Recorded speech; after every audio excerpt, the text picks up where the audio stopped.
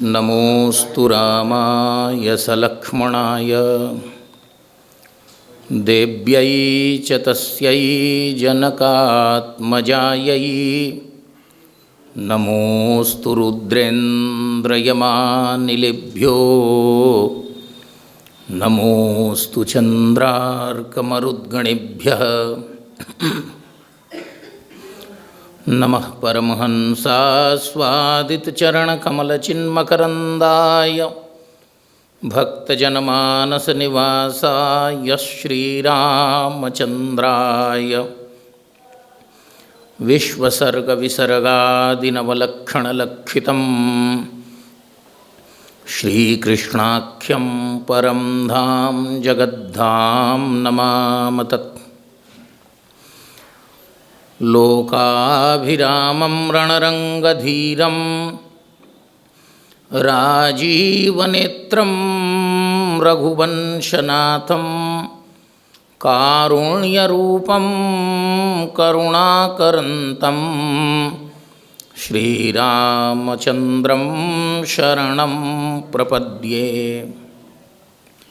मनोजवं मारुततुल्यवेगं जितेन्द्रियं बुद्धिमतां वरिष्ठं वातात्मजं वानरयूथमुख्यं श्रीरामदूतं शरणं प्रपद्ये। कूजन्तं राम रामेति मधुरं मधुराक्षरम् आरुह्य कविताशाखां वन्दे वाल्मीकिकोकिलं। वाल्मीकिगिरिसम्भूता रामसागरगामिनी पुनाति भुवनं पुण्या रामायण महानदी। निगमकल्पतरोर्गलितं फलं शुकमुखादमृतद्रव संयुतं पिबत भागवतं रसमालयं मुहुरहो रसिका भुवि भावुकाः। तृणादपि सुनीचेन तरोरपि सहिष्णुना अमानिना मानदेन कीर्तनीयः सदा हरिः। नारायण समारंभां शंकराचार्यमध्यमाम् अस्मदाचार्यपर्यन्तां वन्दे गुरुपरम्पराम्। शंकरं शंकराचार्यं केशवं बादरायणं सूत्रभाष्यकृतौ वन्दे भगवन्तौ पुनः पुनः। श्रीशंकराचार्यनवावतारं विद्वद्वरेण्यं च यतीन्द्रमुख्यं कलौ युगे धर्मयुगप्रवर्तकं वन्दे सदा श्रीकरपात्रिणं गुरुं। नारायणायखिलगुरो भगवन् नमस्ते। नारायणायखिलगुरो भगवन् नमस्ते। नारायणायखिलगुरो भगवन् नमस्ते। सीताराम सीताराम सीताराम सीताराम सीता।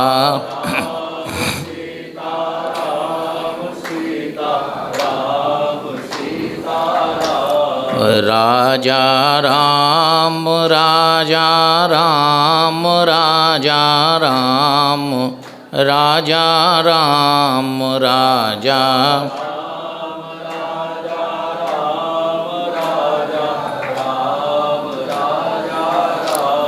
राजा राम राजा राम राजा राम राजा राम राजा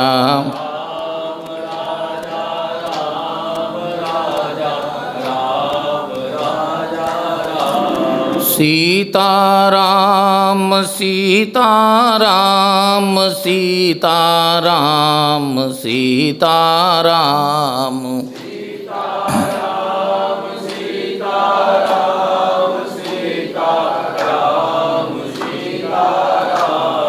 राजा राम राजा राम राजा राम राजा राम राजा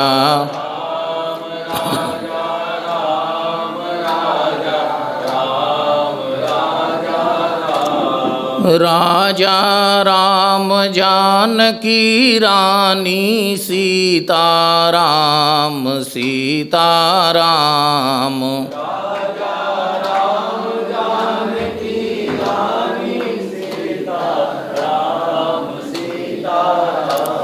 आनंद अवधि अवध रजधानी राजा राम राजा राम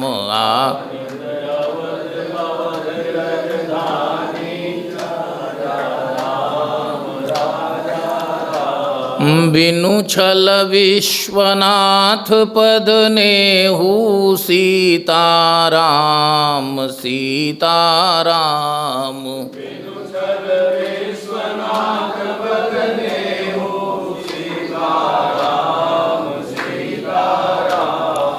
राम भगत कर लक्षण एहू राजा राम राजा राम राम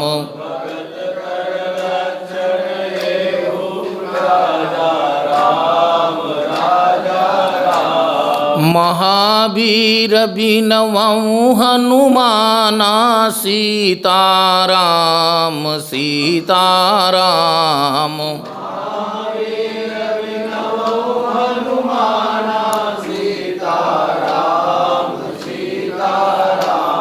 राम जासु जसु आप बखाना राजा राम राजा राम राम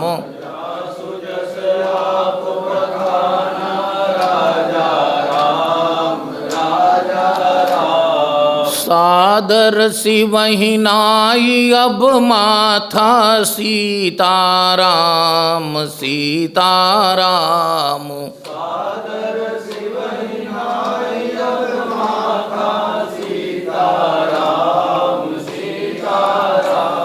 बरनऊँ विशद राम गुण गाथा राजा राम राजा राम बरनऊँ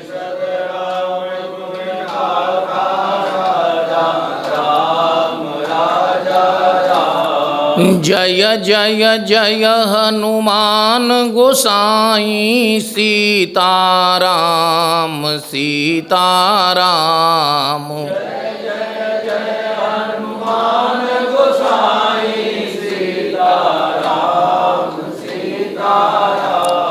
कृपा करहु गुरुदेव की नाई राजा राम राजा राम कृपा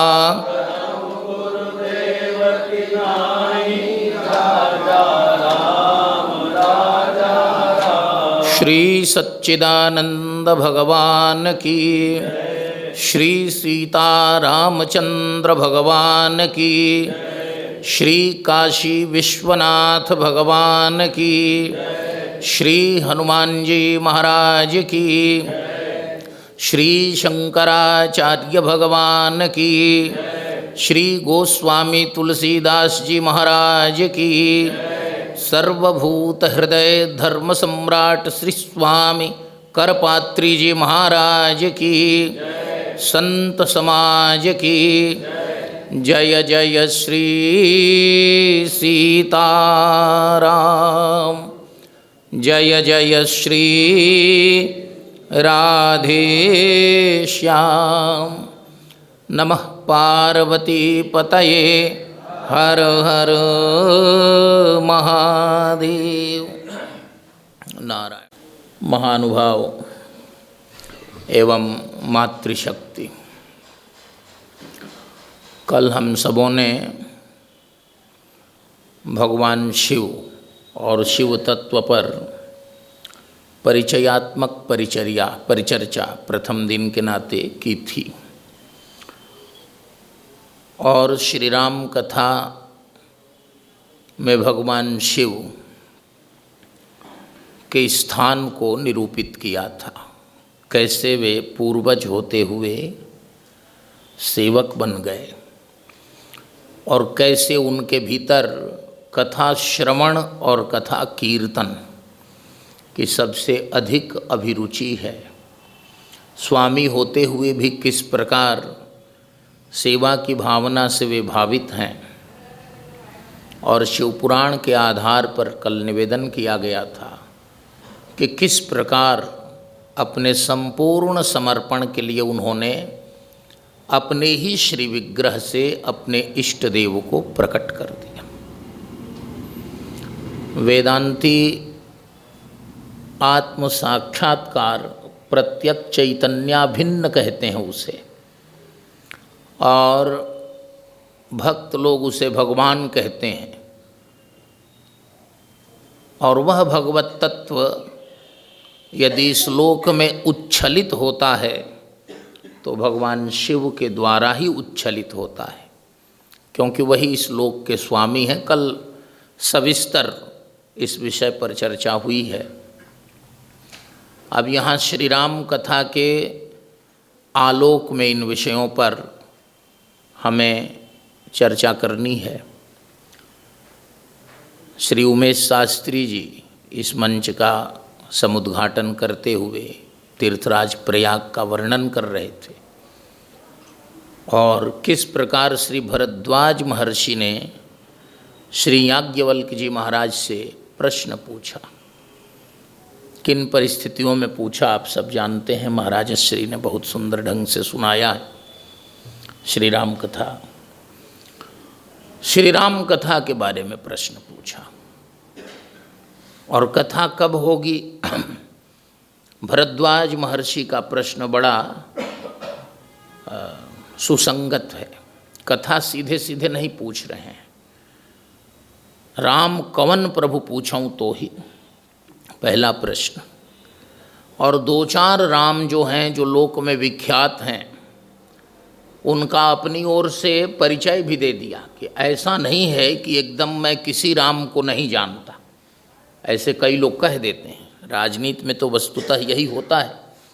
साथी रहने वाले लोग दल बदल गया तो पूछने पर कहते हैं कौन, जैसे पहचाना ही नहीं। और कल फिर दोनों मिल गए, किसी ने पूछा, आपने तो कहा था कि कौन, तो हो गए मौन। लेकिन ये तो साधु की बात है, संत समाज की बात है। भरद्वाज महर्षि कहते हैं राम कवन प्रभु पूछूं तो ही, और प्रभु सोई राम की अपर को जाहि जपहि त्रिपुरारी। प्रश्न इस प्रकार से किया कि कथा पूरी तरह निकल आए। एक राम अवधेश कुमारा, तिनकर चरित विदित संसारा, इत्यादि नार विरह दुख लय अपारा, हुआ रोष रण रावण मारा। राम के बारे में संपूर्ण लोक में प्रसिद्धि है। वो कौन है? मानस रामायण में स्वयं भगवान श्री राम भद्र कई बार कहते हैं कि कौशलेश दशरथ के जाए। तो एक राम अवधेश कुमारा और तिनकर चरित विदित संसारा, संसार जानता है। पहले वनवास हुआ, इतना सुंदर, इतना उच्च, इतना आदर्श, इतना उदात्त चरित्र जिसका है, और पिता दीन वनवास, है ना। तो हुआ एक गड़बड़ ना। ये तो समझने वाली बात हो गई। ना अयोध्या में कोई विरोधी है, न बाहर कोई विरोधी है। और जब वैरी भी विरोध नहीं करते बल्कि प्रेम ही करते हैं, ऐसा चरित्र है। और सबसे बड़ा वैरी यदि कोई है रावण के समान तो खरदूषण है। वो कह रहा है कि इनको तो हम मारना नहीं चाहते, विरोध करना नहीं चाहते। हम भरी जन्म सुनहूँ सब भाई, देखी नहीं असी सुंदरताई। श्री रामानुजाचार्य स्वामी जी महाराज ने भगवान का गीता भाष्य में कितना बड़ा उनके सौंदर्य, माधुर्य, औदार्य का कितना सुंदर वर्णन किया। जो भक्तों का हृदय है, और वह हृदय जो हमारे भक्ति के आचार्य प्रकट करते हैं, वह हृदय कहाँ प्रकाशित हो रहा है? खरदूषण जैसे दुष्ट के हृदय में। ये भगवान की सौंदर्य, ये भगवान के माधुर्य, ये भगवान के औदार्य का चरम है। बिंब का प्रतिबिंब होता है ना, तो उनके सौंदर्यानंद सुधा सिंधु स्वरूप को देखकर खरदूषण का हृदय भी परिवर्तित हो जाता है, और वे दोनों कहते हैं कि देखी नहीं असी सुंदरताई। एक विषय तो महाराज घर वालों ने, मैं कहना ये चाहता था कि मंथरा भी विरोधी नहीं है, इसलिए मैं मंथरा का यहाँ उसका बचाव करने या उसकी वकालत नहीं कर रहा हूँ, लेकिन गोस्वामी जी ने बीच में जोड़ दिया कि अजस पिटारी ताहि करी, कह दिया कि वो बेचारी मारी गई। गोस्वामी जी कह रहे हैं कि अजस पिटारी, अपजस की सारी पिटारी उसी के सिर पर सरस्वती ने बांध दिया। तो क्या सरस्वती गड़बड़ है? कहा नहीं, देवताओं ने कर दिया। तो फिर क्या देवता ऐसे अच्छे नहीं हैं क्या? देवताओं को ये सब ठीक नहीं लगता है क्या? एक आध बार माहौल जब विपरीत हो गया, प्रतिकूल हो गया, तो एक आध बार कह दिया कि चोर ही चांदनी रात न भावा, इसका मतलब देवता चोर हैं क्या? नहीं, देवता तो इस संसार के स्तंभ है। देवताओं का एक ही लक्ष्य है, देवताओं का एक ही स्वरूप है। श्रीमद् भगवद गीता में 2 बार भगवान ने कहा सर्वभूत हिते रता। देवता तो इसी के लिए रहते हैं, इसी के लिए प्रार्थना हुई है, इसी के लिए भगवान आए हैं, और जिस काम के लिए आए हैं उस काम में अब विलंब हो रहा है। तो देवताओं ने सरस्वती से कहा कि रास्ता तो, बुद्धि तो आपके पास है, आप निकालेंगी। सरस्वती ने कहा ये बुद्धि का मामला नहीं, बिना बुद्धि का मामला है। तो ये मामला कैसे जाए? तो अजस पिटारी ताहि करी, मंथरा के ऊपर सरस्वती ने सारी पिटारी ही बैठा दी। अब मंथरा के प्रवचन में ऐसी क्या बात हो सकती है कि कैकेयी प्रभावित हो जाए? और ये सब क्या है? रामचरित्र, ये भगवान श्री राम का चरित्र है। भरद्वाज महर्षि कहते हैं कि बड़ा कंट्रास्ट है, आपस में बड़ा विरोधाभास है, समझ में नहीं आता कि ये कैसे हो गया। मंथरा के कहने से कैकेयी ने इस प्रकार का कड़ा कदम ले लिया। अच्छा, वन में आए तो क्या हुआ? तो नारी विरह दुख लहेऊ अपारा।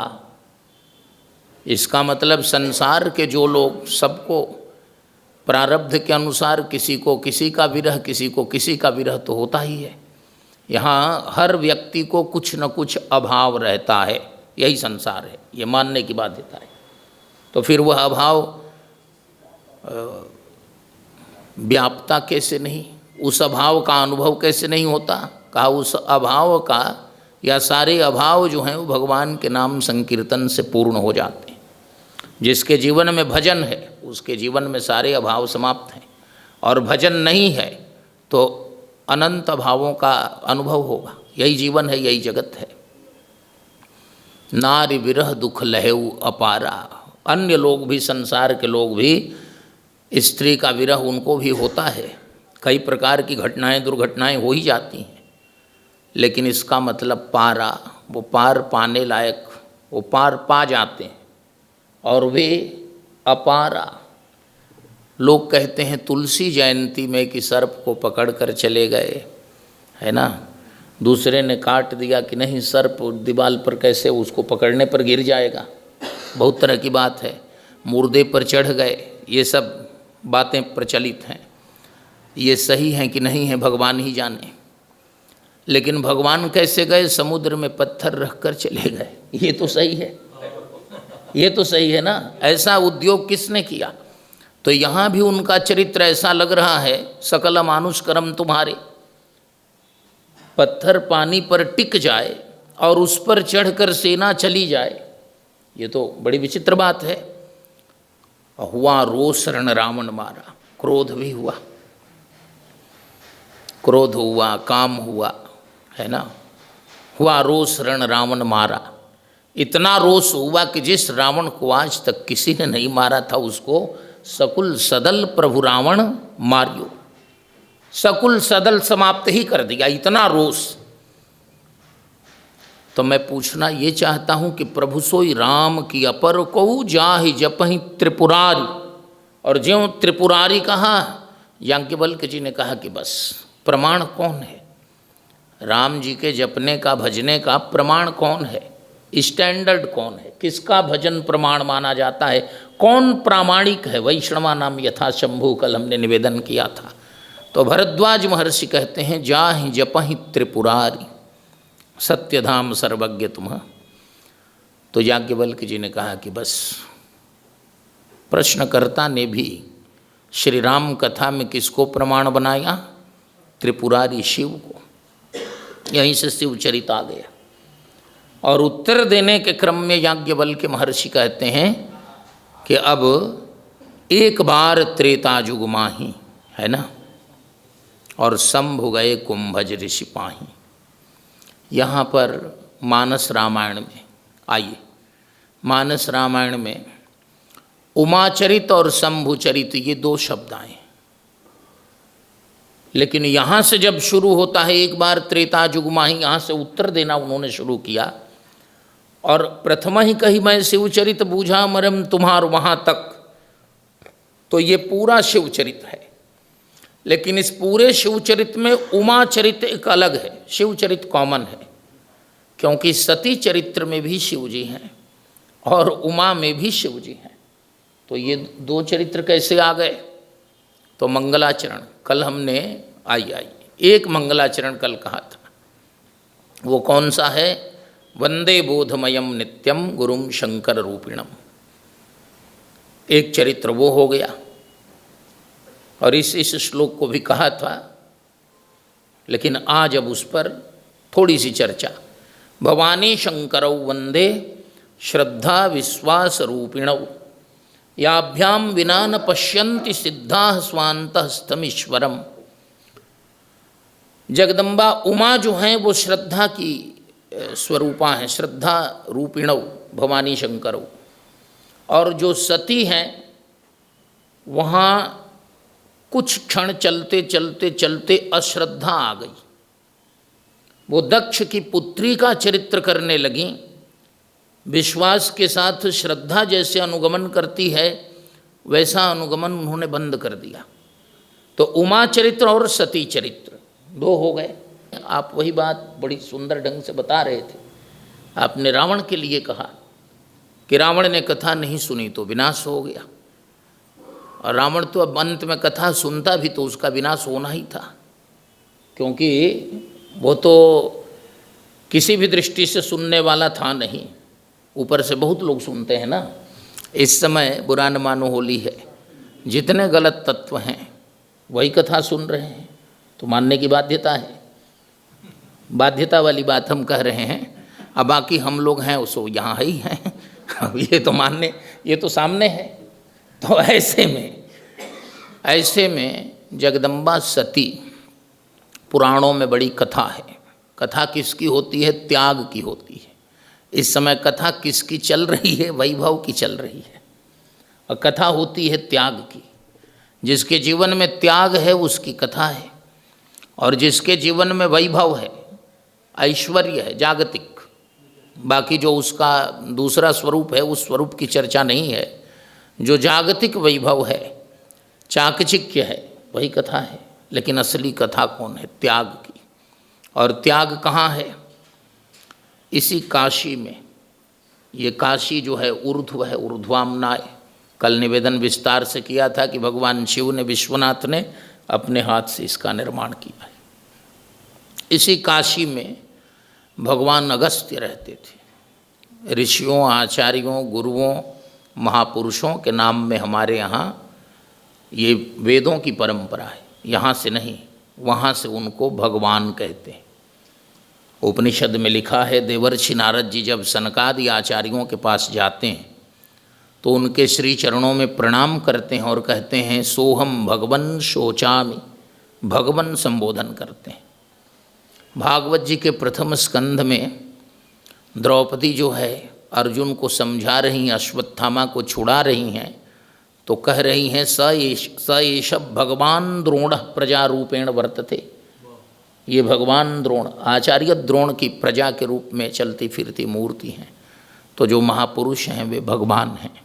इतना इसलिए जोड़ दिया कि एक महात्मा थे हमारे साथ, बुजुर्ग थे, अब उनका श्री विग्रह नहीं है, तो नाराज होते थे। राम जी के अलावे किसी के साथ भगवान संबोधन लगा दिया तो कहते थे अरे राम राम जुलूम कर दिया, यही बोलते थे, बुजुर्ग थे। ये भगवान कैसे हो, इसी पर उनकी लड़ाई थी। उमेश शास्त्री जी उनको कई बार चुप कराए हैं, लेकिन अब कौन बताएं, अब तो चले गए, ऑलरेडी गोन, है ना। तो ऐसे में स एष भगवान द्रोण, भगवान सब भगवान की विभूतियाँ हैं, इसलिए भगवान ही कहना चाहिए। जो भगवान के सन्निकट है वो तो भगवान ही है। हमारे यहाँ तो यही वेद वेदांत का उद्घोष है, ब्रह्मविद ब्रह्मैव भवति। तो भगवान अगस्त्य काशी में रहते हैं, सब लोग काशी में ही रहते हैं, काशी से ही विस्तार हुआ है, काशी से ही सब जहाँ तहाँ गए। अब किसी ने, अगस्त्य जी के शिष्य हैं विंध्य, विंध्य पर्वत, एक स्थूल रूप होता है, एक सूक्ष्म रूप होता है। नदियों का भी, गंगा जी का स्थूल रूप है और गंगा जी का सूक्ष्म रूप भी है, दिव्य रूप भी है।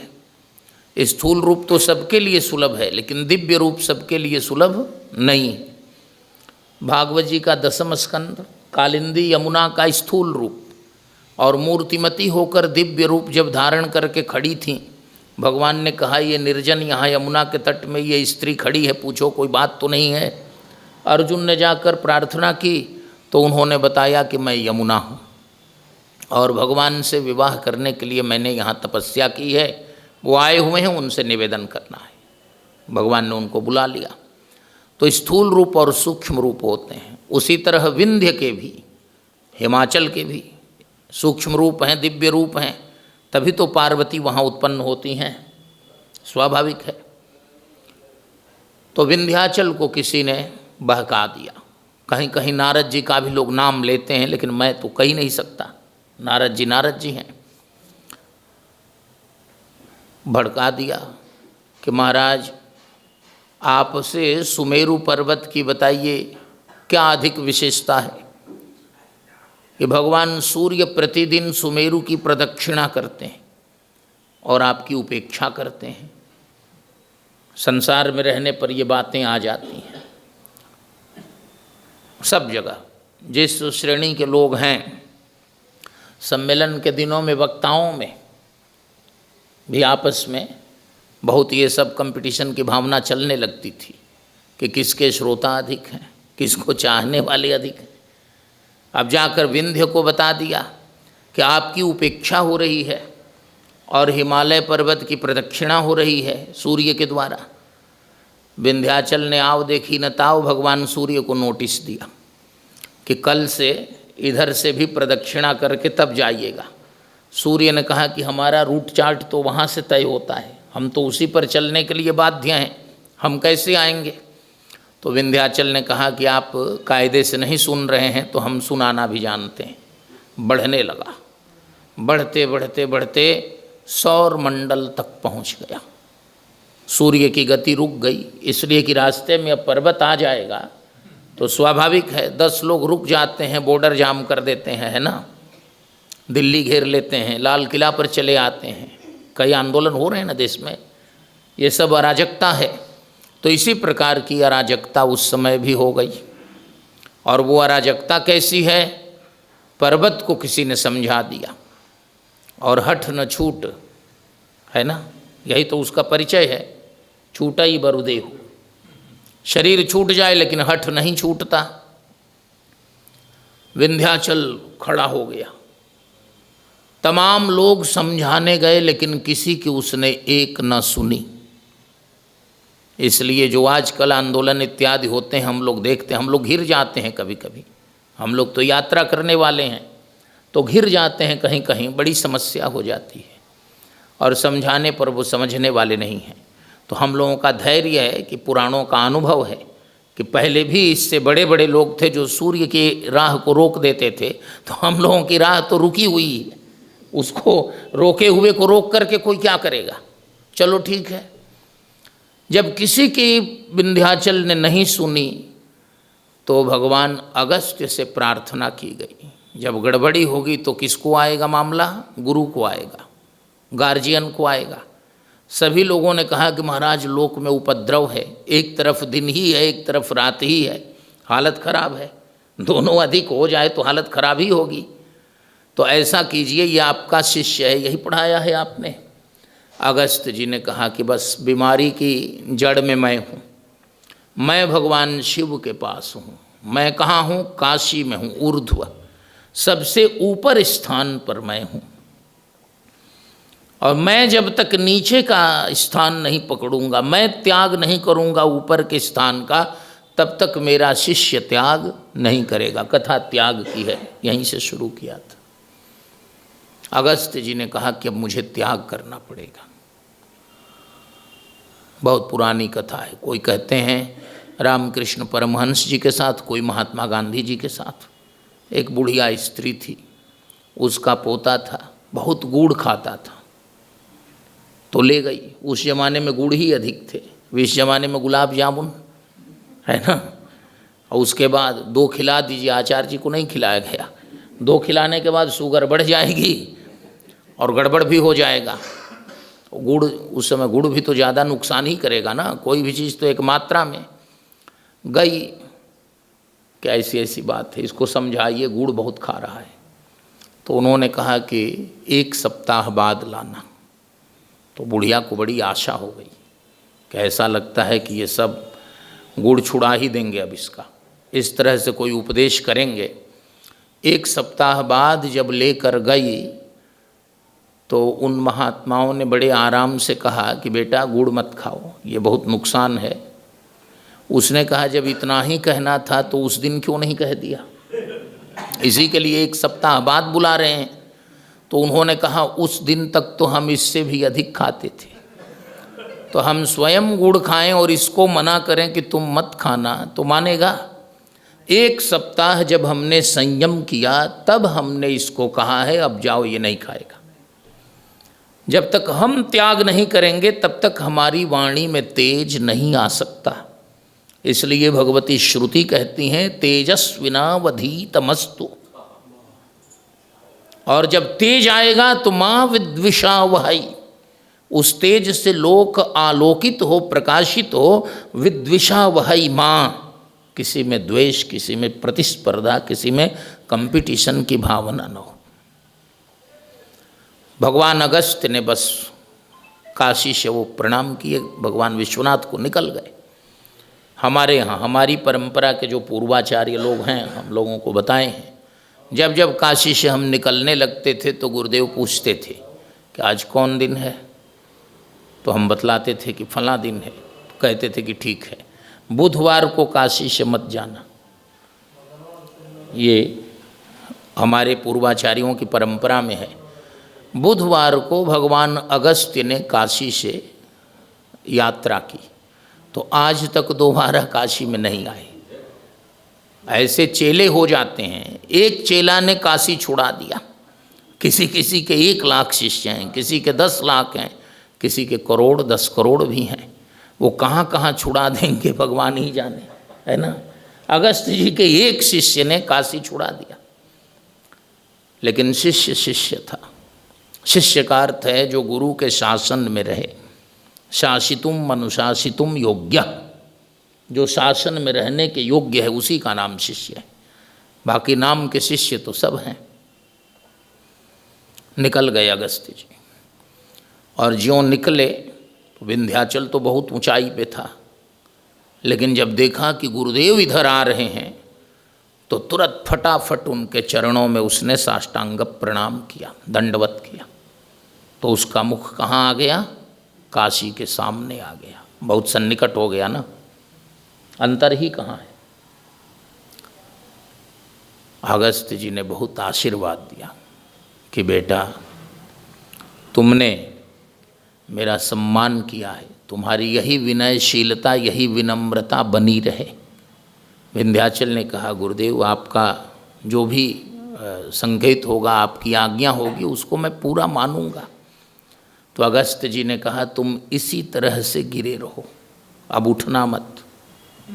इधर जब गिरा प्रणाम करने तो उधर से उनके दूसरे लोगों ने सूर्य भगवान को हरी झंडी दिखा दी कि जल्दी पार करो, कम से कम एक रास्ता तो आज का ठीक हुआ, आगे फिर देखा जाएगा।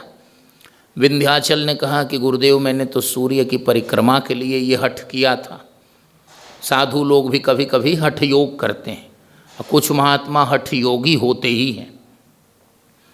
अपने इष्ट के सामने हठ करना, इतना विश्वास है कि हठ करते हैं तो हमारी वांछित वस्तु को वो प्रदान कर देती है या देता है, लेकिन हठ करने की ज़रूरत नहीं है।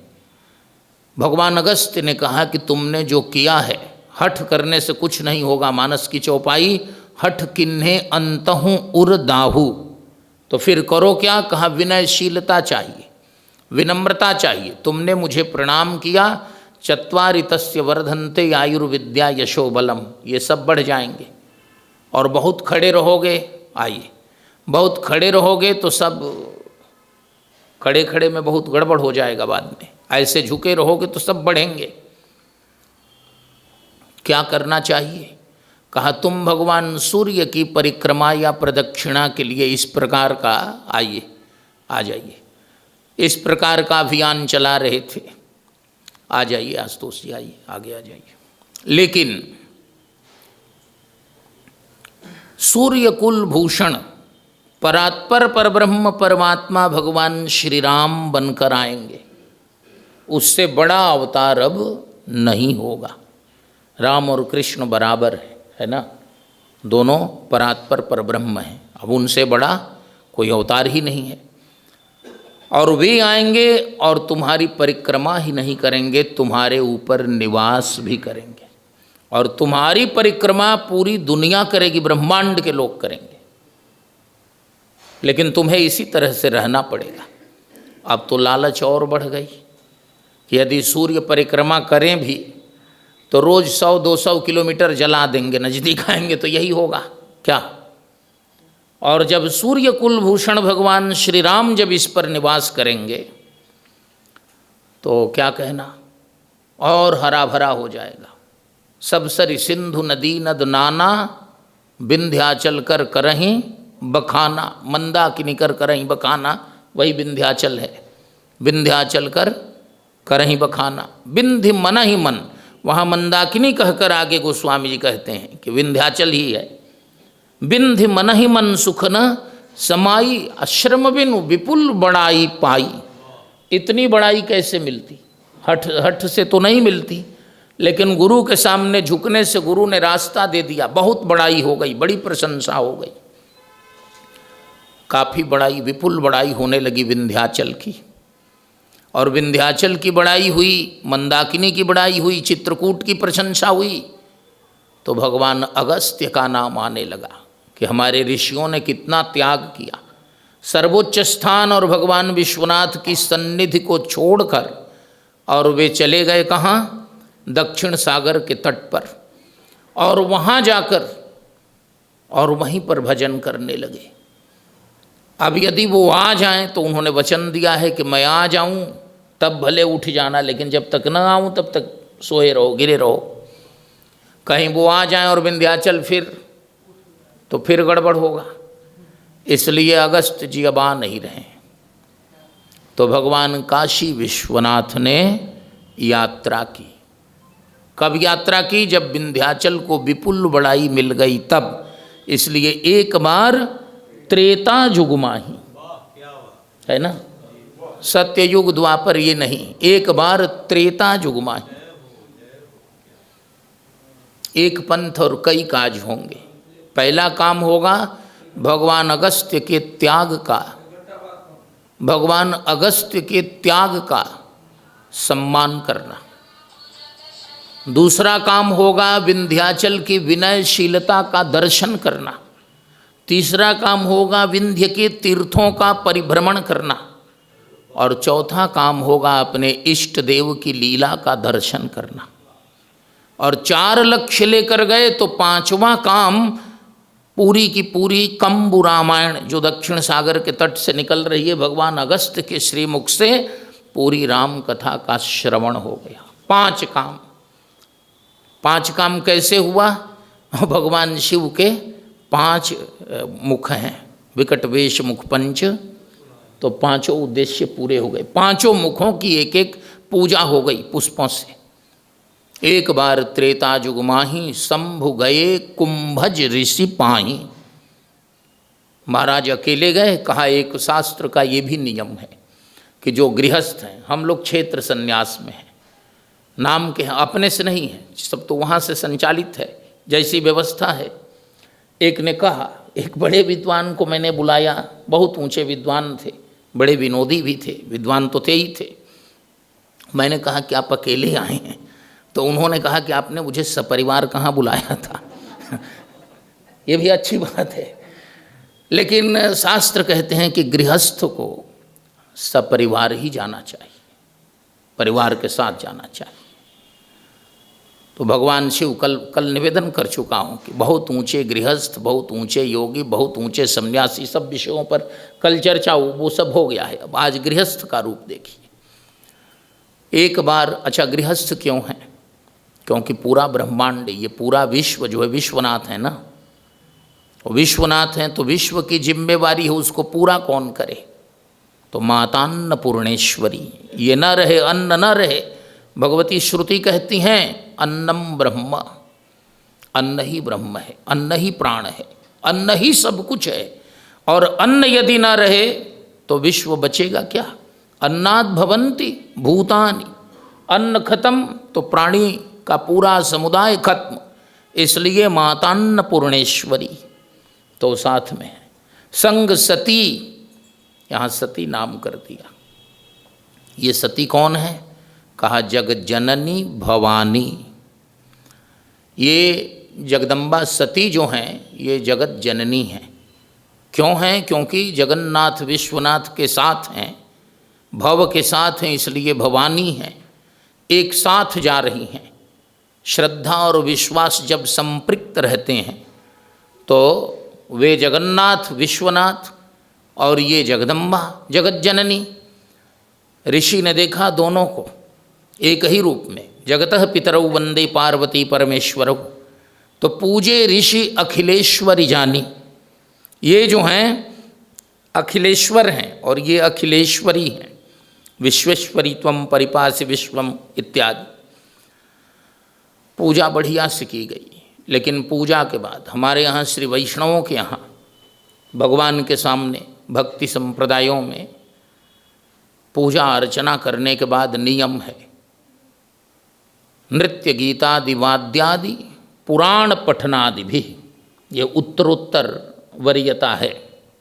पुराण पठनादि भी राजोपचारैः सकलैः संतुष्टो भव राघव, संतुष्टा भव माधवी इत्यादि।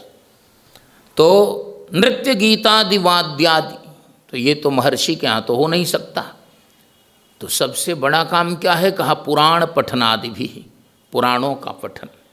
पुराण माने भगवान की कथा। तो अगस्त्य भगवान जो हैं वो भगवान शिव की पूजा के लिए पुराण का वाचन कर रहे हैं, भगवान की कथा कह रहे हैं। दूसरी बात, किस भगवान की कथा कहें, किसको कौन सा प्रिय है? तो भगवान विश्वनाथ को श्री राम की कथा प्रिय है। वो जानते हैं कि ये यदि सुना देंगे, ये यदि कह देंगे, समस्त कर्मकांड करने के बाद विद्वान लोग क्या कहते हैं? यस्य स्मृत्याचना मुक्त्या तपो यज्ञ क्रियादिषु। सब कुछ करने के बाद महाराज ये सब यदि इसमें न्यूनता भी हो तो सद्यः पूर्णता आती है जिनके नामों के स्मरण से या उच्चारण से, उन भगवान को हम प्रणाम करते हैं। तो भगवान की कथा जो राम कथा है उससे भगवान शिव को परम संतोष होता है। उसके वे सबसे पहले प्रस्तोता हैं, सबसे पहले वक्ता हैं और सबसे प्रधान आचार्य हैं। आदिष्टवान यथा स्वप्ने राम रक्षा मिमाम हर, और यहाँ से लेकर नारद पांचरात्र इत्यादि जहाँ देखिएगा तो भगवान शिव ही समस्त वैष्णवागमों के प्रबल प्रस्तोता और प्रवक्ता हैं, आचार्य हैं, परमाचार्य हैं। तो भगवान अगस्त्य ने उनके श्री चरणों में राम कथा सुनानी शुरू की सेवा के लिए कि ये भी एक पूजा है। नृत्य गीतादि वाद्यादि पुराण पठनादि भी राम कथा मुनिवर्ज बखानी सुनी महेश परम सुख मानी। अभी तक जो जो पूजा की थी, जो जो अर्चना, जो जो उपचार दिए थे, उनसे सुख हुआ होगा, लेकिन जब राम कथा उन्होंने श्रवण किया भगवान अगस्त्य के श्रीमुख से तो परम सुख हो गया। अब स्वाभाविक है, कथा कहने वाले पुराणों को हम जब देखते हैं तो जो सबसे छोटे होते हैं वही कथा कहते हैं। सूत जी कौन हैं? सबसे छोटे हैं। शौनक जी सबसे बड़े हैं और सूत जी सबसे छोटे हैं। सूत जी को ऊपर बैठाया, उनसे कथा श्रवण करने लगे आयु इत्यादि की दृष्टि से। बाकी तो उनकी गंभीरता माना ही माना है, उनको गुरु कह रहे हैं ऋषि लोग। ये ऋषियों का भी बहुत ऊंचा आदर्श है, बड़प्पन है। सूत जी महाराज जो हैं वो छोटे हैं, कथा छोटा सुनाता है। पहली कथा है रामायण की, और रामायण की कथा कौन सुनाते हैं? कुश और लव, कुशी लवौ, वाल्मीकि रामायण का बालकांड। और सुनते कौन हैं? स्वयं भगवान श्री राम। सारी अयोध्या उनके नेतृत्व में सुन रही है, और तंत्रीनाद वीणा पर लव और कुश दोनों भाई जो हैं, है ना, सुशिक्षित हैं महर्षि वाल्मीकि के द्वारा। तो एक उदाहरण, तो कथा तो छोटा ही सुनाएगा और बड़े को आह्लाद होगा। जब बड़े बड़े आचार्यों वक्ताओं की जब आयु बड़ी हो जाती है, बोलते नहीं तो फिर वो सुनते हैं।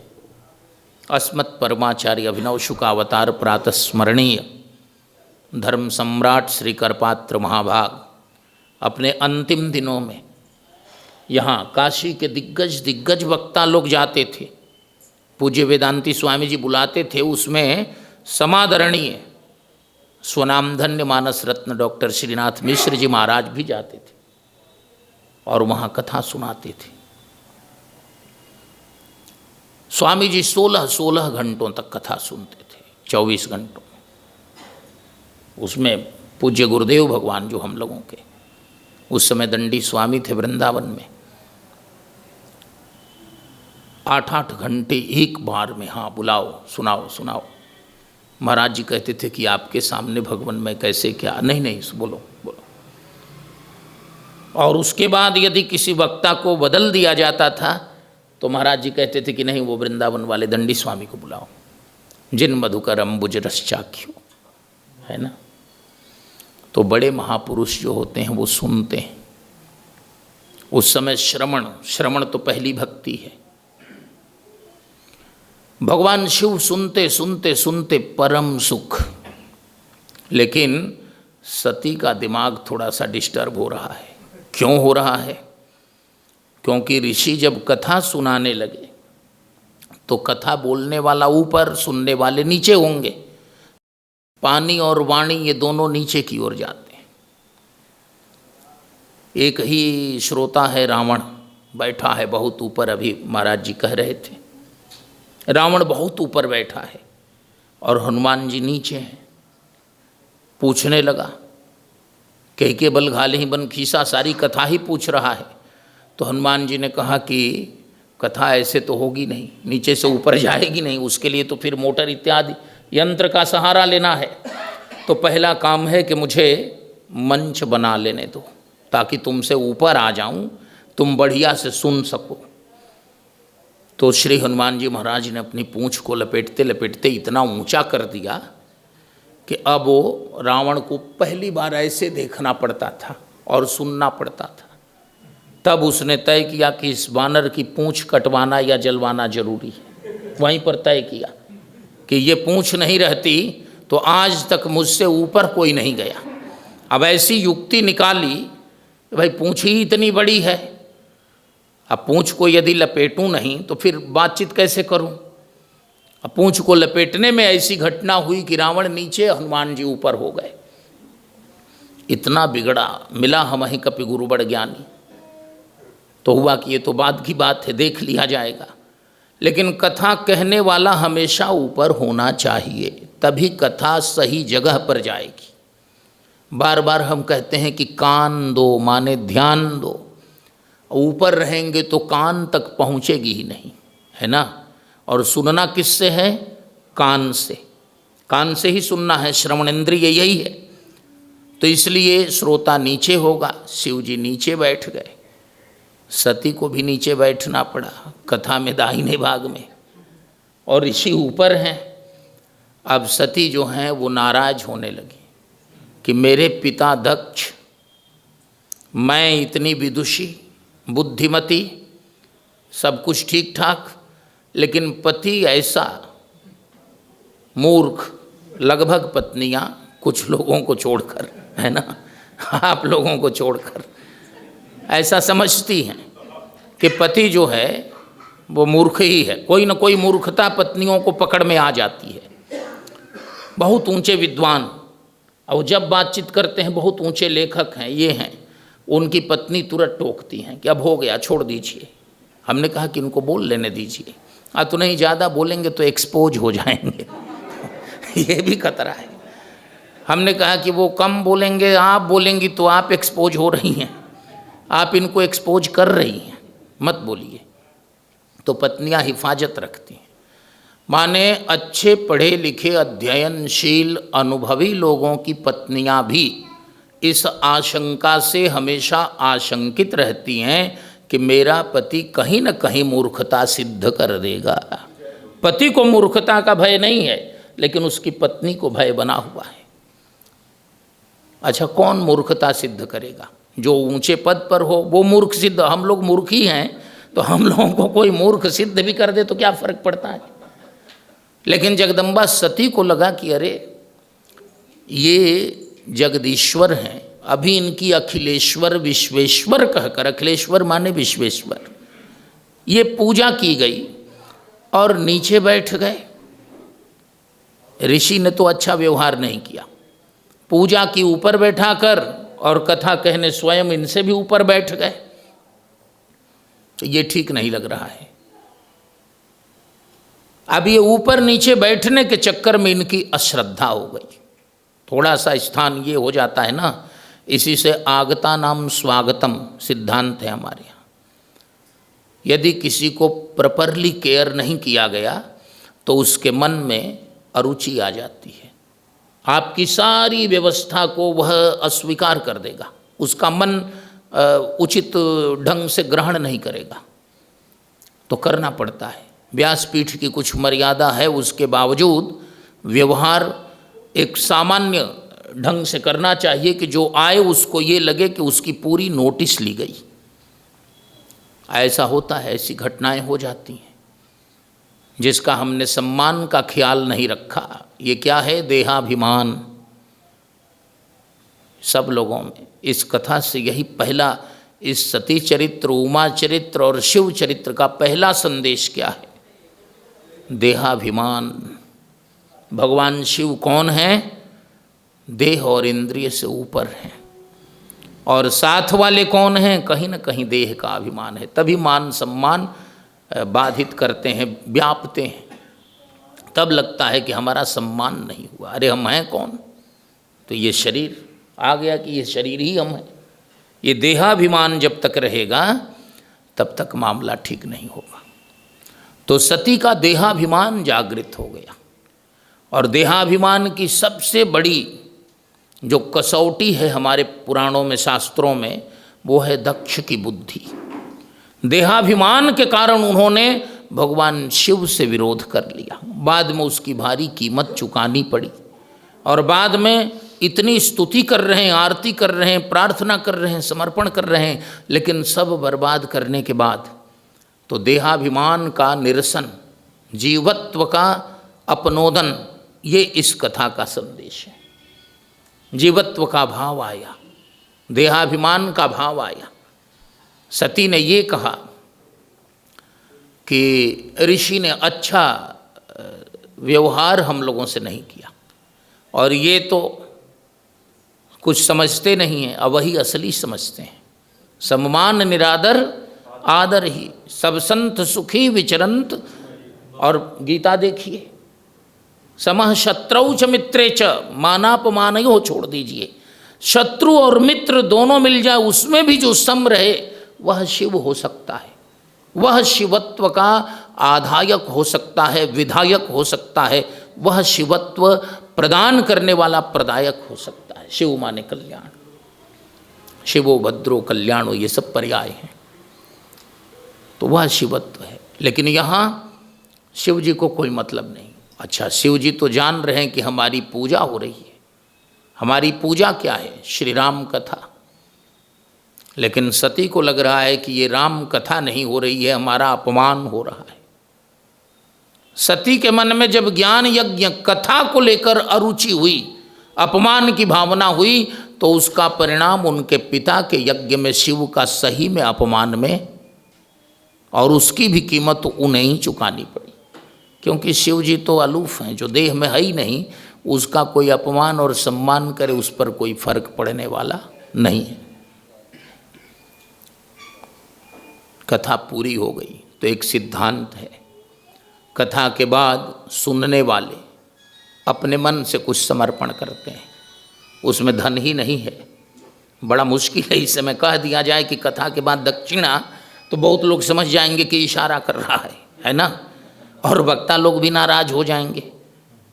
एक जगह हमने कह दिया कि कथा के बाद दक्षिणा जरूरी नहीं है, तो 2-4 वक्ता कानों में कहने लगे कि ये सब मत कहा करो, लोग ऐसे ही कम देना चाहते हैं, बंद कर देंगे सीधे।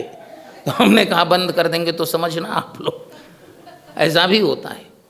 कथा की दक्षिणा होती है। क्या दक्षिणा है? हमारे पास जो सबसे उचित वस्तु है वही देना, यही दक्षिणा है। इस पर उपनिषद में बहुत बड़ी कथा है नचिकेता की। उसके पिता दान कर रहे हैं, ब्राह्मणों को दान कर रहे हैं, क्योंकि दान के सबसे बड़े अधिकारी ब्राह्मण हैं। इस समय मतदान को छोड़कर राजनीतिक अयोग्यता है ना, इस समय नारा ये है कि जिसकी जितनी हिस्सेदारी उतनी उसकी भागीदारी। तो इसका मतलब क्या हुआ? ये जनतंत्र नहीं हुआ ना, ये तो जिसकी लाठी उसकी भैंस हो गई। जिसकी जितनी संख्या होगी वो भारी पड़ेगा। इसका मतलब योग्यता तो चली गई कहीं और। जनतंत्र का मतलब सबका हित करने वाली योग्यता, सबकी हितैषणी योग्यता जिसके पास हो, ऐसे लोगों को आगे लाना। लेकिन यदि संख्या बल ही प्रमाण है, तो संख्या में मान लीजिए 5 लठैत 5 डकैत मिल गए, बहुमत उनका हो गया, तो फिर वो जनतंत्र हुआ कि जनतंत्र पर हमला हुआ, जैसा हो रहा है सब जगह, एक इशारा। तो इसलिए जो आपकी सबसे प्रिय वस्तु हो, और देना किसे है? ब्राह्मण को। क्यों देना है? क्योंकि ब्राह्मण में त्याग तप है। ब्राह्मण जो है वो सबसे पहला है, अग्रज है पूरी सृष्टि का, और ब्रह्मा जी की पहली अभिव्यक्ति है। मुखजा, मुख से उत्पन्न है, मुखजा नाम अयम धर्म इत्यादि। और ब्राह्मण के मुख से देवता और पितर ग्रहण करते हैं दोनों। और कोई पूजा नहीं कि केवल ब्राह्मण की ही सेवा कर दी तो आपके कुल देवता और आपके पितर दोनों तृप्त रहेंगे। यहाँ कोई जातिवाद नहीं है, ये तो शास्त्रवाद है। यहाँ न पक्षपात कछु राखों, वेद पुराण संत मत भाखों, ये शास्त्रवाद है। तो दक्षिणा का अधिकारी वो है, दान का अधिकारी वो है। और दान और दक्षिणा किसकी दी जाए? जो अपनी सबसे प्रिय वस्तु हो, उत्तम वस्तु हो। तो भगवान शिव ने पूछा कि महाराज आपने इतनी सुंदर कथा सुनाई, मुझे परम सुख हुआ। अब आप मुझसे मांगिए, आपको मैं कौन सी दक्षिणा दूं? दक्षिणा में आप क्या लेना चाहते हैं? तो भगवान अगस्त्य ने कहा कि भगवान जो दक्षिणा मैं लूँगा, कथा के बाद दक्षिणा लेनी जरूरी भी है, नहीं तो संपन्न नहीं होगी, तो मैं लूँगा भी। और मैं वही दक्षिणा लूँगा जो केवल और केवल आप ही दे सकते हैं। और वो दक्षिणा क्या है? स्वयं भगवान श्री राघवेंद्र बोलते हैं, औरऊ एक गुपुत मत सबहि कहूँ करजोर, शंकर भजन बिना नर भगति न पावई मोर। बिना भगवान शिव की कृपा के, उनकी सेवा के मेरी भक्ति नहीं मिल सकती। डंके की चोट पर यह उद्घोषणा है। तो इसलिए ऋषि पूछी हरि भगति सुहाई, और कही शंभु अधिकारी पाई। कथा सुनने के बाद भगवान शिव को लगा कि ये भगवान की भक्ति के अधिकारी हैं। अरे जब भगवान अगस्त्य और भगवान नारद भी भक्ति की भूमि में, भक्ति के धरातल पर अधिकारी हैं कि नहीं है इसका विचार होता है, तो हम सब कहीं हैं क्या? कोई गिनती में भी हैं क्या? इसलिए कहीं शंभु अधिकारी पाई, इसका विचार रखना चाहिए। ये भक्ति के अधिकारी हैं, सब भक्ति के अधिकारी नहीं। वहाँ तक जो पहुँच जाए, भगवान शिव ने कहा ठीक है, कहीं शंभु अधिकारी पाई, पूरी भक्ति का उपदेश कर दिया। उपदेश कौन करता है? गुरु। भक्ति कैसे आती है? गुरु जो है भक्ति का, उसको बीज कहते हैं। मंत्र जो है, बीज का अर्थ है दर्शन शास्त्र में जिसमें अंकुर को उत्पन्न करने की क्षमता, अंकुरोत्पादिनी शक्ति जिसमें है, उसका नाम है बीज। बीजम तदहम अर्जुन, भगवान कहते हैं कि बीज कुछ और नहीं, मैं ही हूँ। और वे कैसे आएंगे? तो भक्ति के द्वारा आएंगे। तो हृदय में भक्ति को वपित कर दिया गुरु ने, उपदेश दिया कानों में, और वह उपदेश कहाँ आया? हृदय में। भक्ति के बीज यहाँ वपित हो गए, बोए गए। अब धीरे धीरे सत्संग से, महापुरुषों के सेवन से, उनके श्री चरणों की अनुरक्ति से वह बढ़ता जाता है। तो विनय पत्रिका, वीर महाअवराधिये साधे सिद्धि होय, सकल काम पूर्ण करे जाने सब कोय, बेग विलंब न कीजिए लीजय उपदेश, मूल मंत्र। फिर वहीं लिखा है बीज मंत्र, एक ही बीज मंत्र जपिए सोई, जहीं जपत महेश। बिना महेश के बीज मंत्र, मूल मंत्र नहीं मिल सकता। इसलिए भगवान शिव ने उपदेश कर दिया। महर्षि अगस्त्य की भक्ति संपन्न हो गई, और जब भक्ति संपन्न हो गई तो सत्संग चाहिए। भक्ति सदा सत्संग, भक्ति के संरक्षण संवर्धन के लिए सदा सत्संग की आवश्यकता है।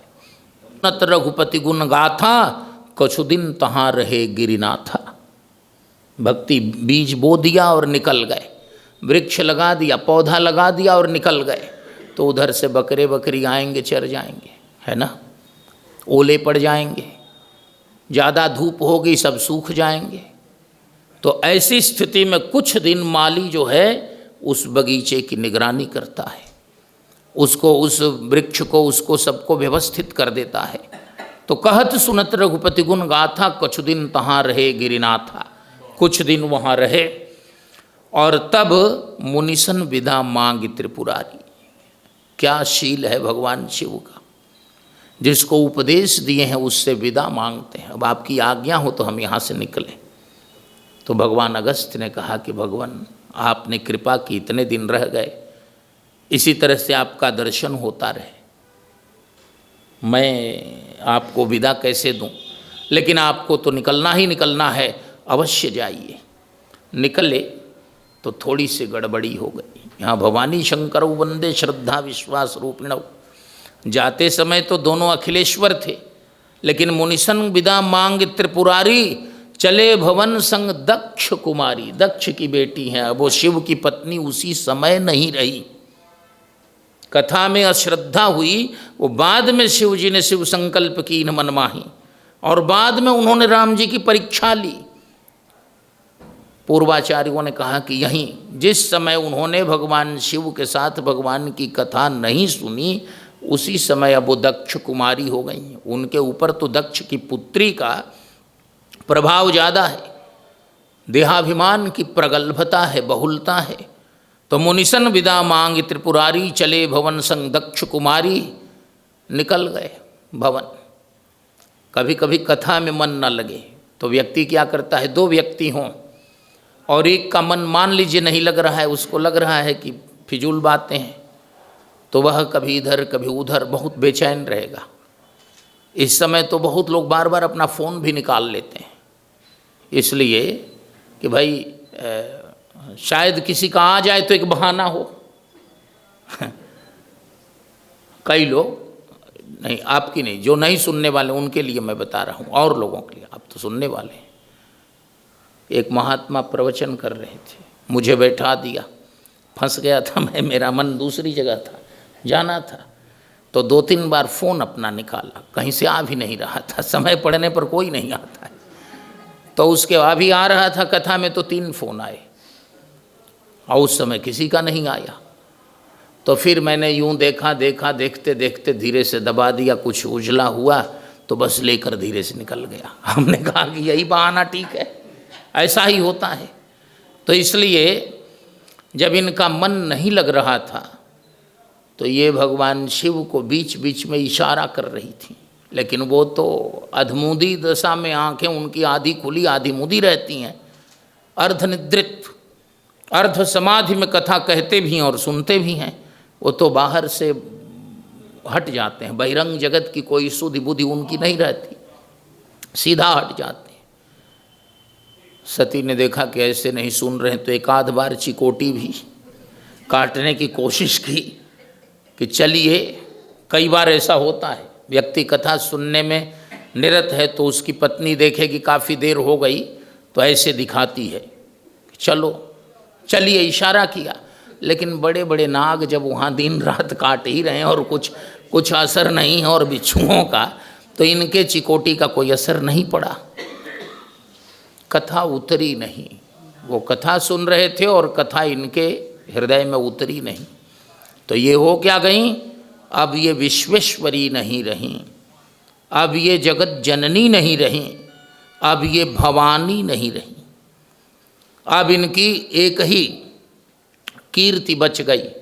वो क्या है, तो चले भवन संग दक्ष कुमारी, दक्ष की पुत्री हैं, कौन अच्छा है कौन बुरा है और मैं सबसे अच्छी हूँ, ये भावना जिसमें हो, अच्छी हूँ या अच्छा है, ये भावना जिसमें हो वो दक्ष कुमारी है। अब मान लीजिए जिसने थ्योरी का क्लास बढ़िया से नहीं किया और लेबोरेटरी में चला जाए तो खतरा ही खतरा है, सारी एसिड हाथ में जला लेगा सब गिराकर। तो यही हुआ आगे। अब जब उधर से लौट रहे हैं, दक्षिण से लौट रहे हैं, तो वहाँ से लौटे, अब विंध्याचल ही मूल है, तो फिर वहाँ पंचवटी में, वो भी विंध्य क्षेत्र ही है, इधर से लेकर उधर तक वो सब कहीं ना कहीं से अटैच्ड है। वहाँ गए, तो जब वहाँ गए तो वहाँ तेहि अवसर भंजन मही भारा, उसी अवसर पर जहाँ जहाँ मानस में तेहि अवसर है ना, एक विचित्र ही बात है, वहाँ से घटना कुछ और ही हो जाती है।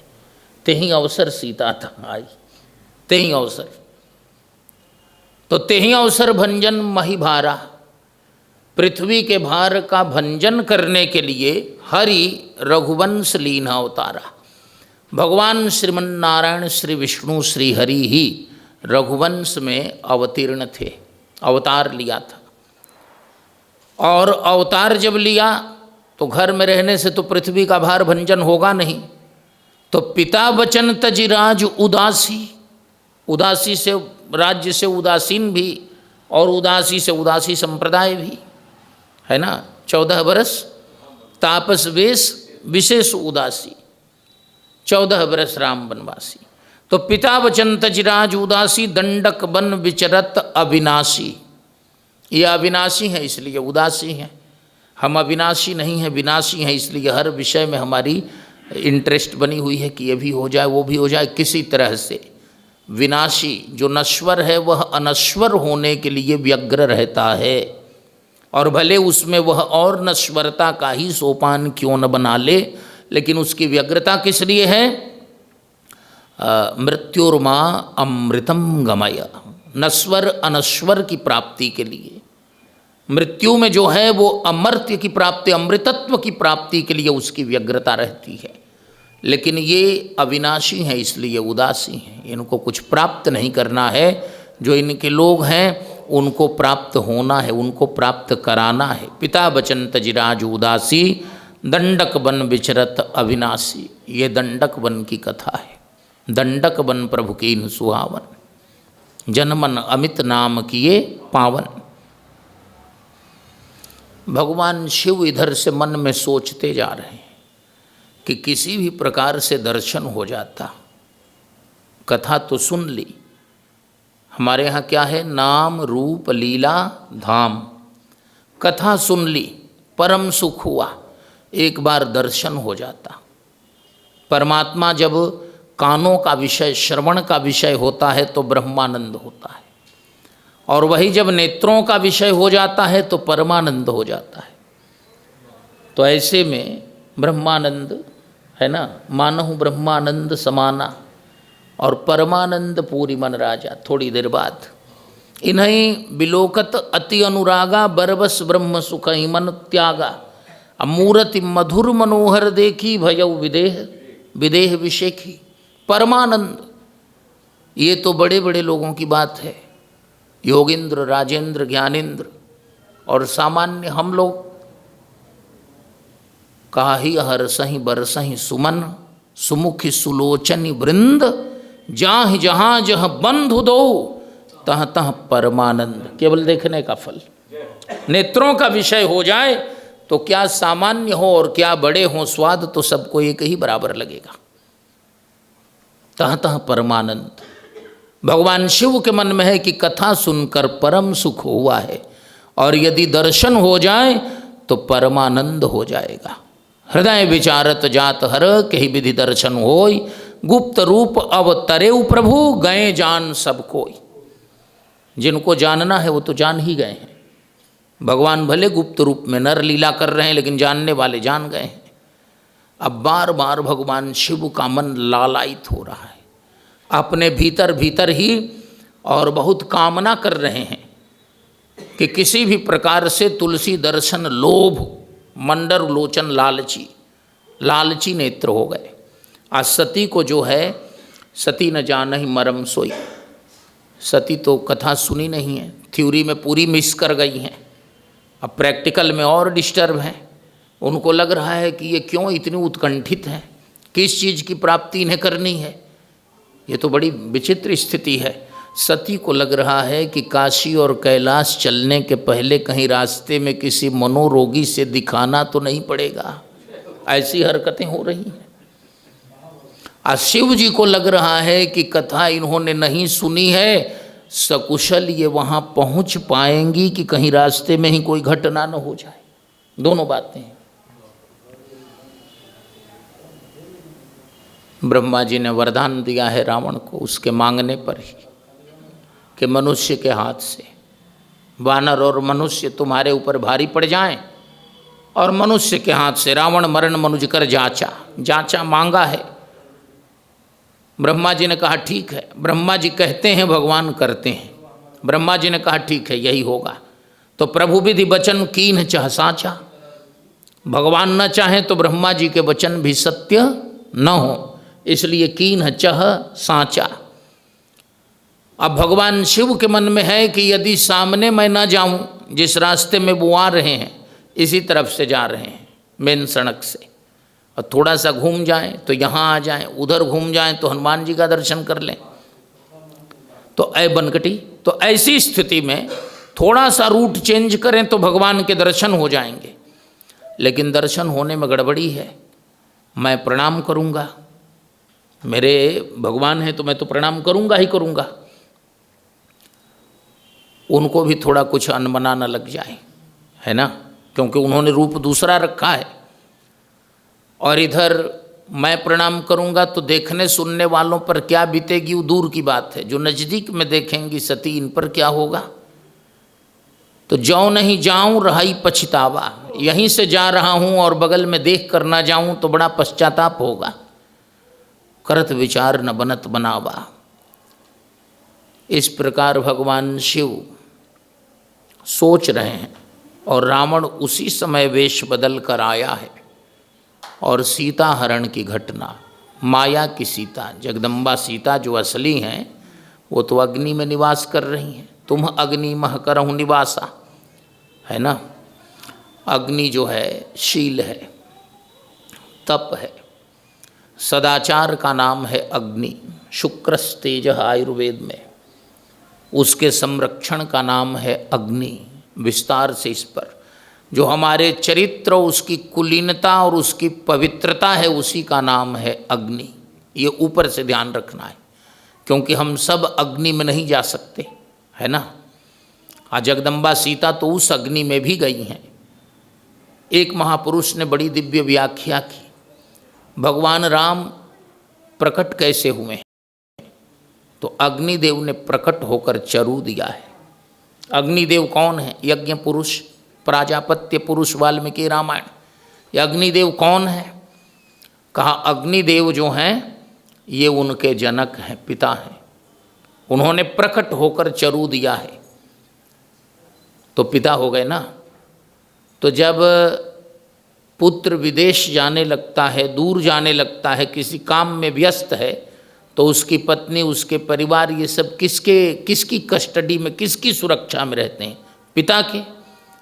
तो भगवान राम ने कहा कि तुम अग्नि मह करहु निवासा, जो लगी करहु निशाचर नासा। आइए, जब तक उनका नाश कर रहा हूँ आप अग्नि में ही रहो।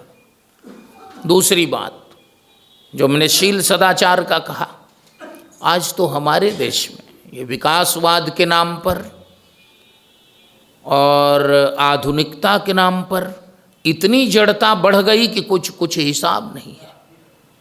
सारी कुलीनता तार तार हो गई और पशु पक्षियों से भी बदतर जीवन हो गया।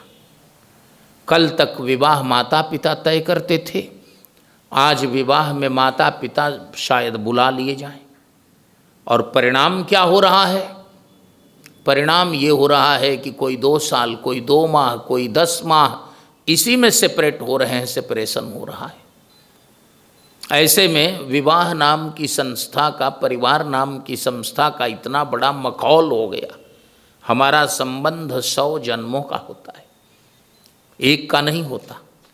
और जब तक मुक्ति न हो जाए तब तक दोनों एक साथ रहते हैं। और आज ये क्या हो रहा है? इसलिए जगदम्बा सीता अग्नि में है, जहाँ कोई दूसरा छू न सके, कोई पहुँच न सके, किसी की नज़र वहाँ तक न जाए, उसका नाम है अग्नि। अग्नि का कवच है, उसमें कोई नहीं जाएगा।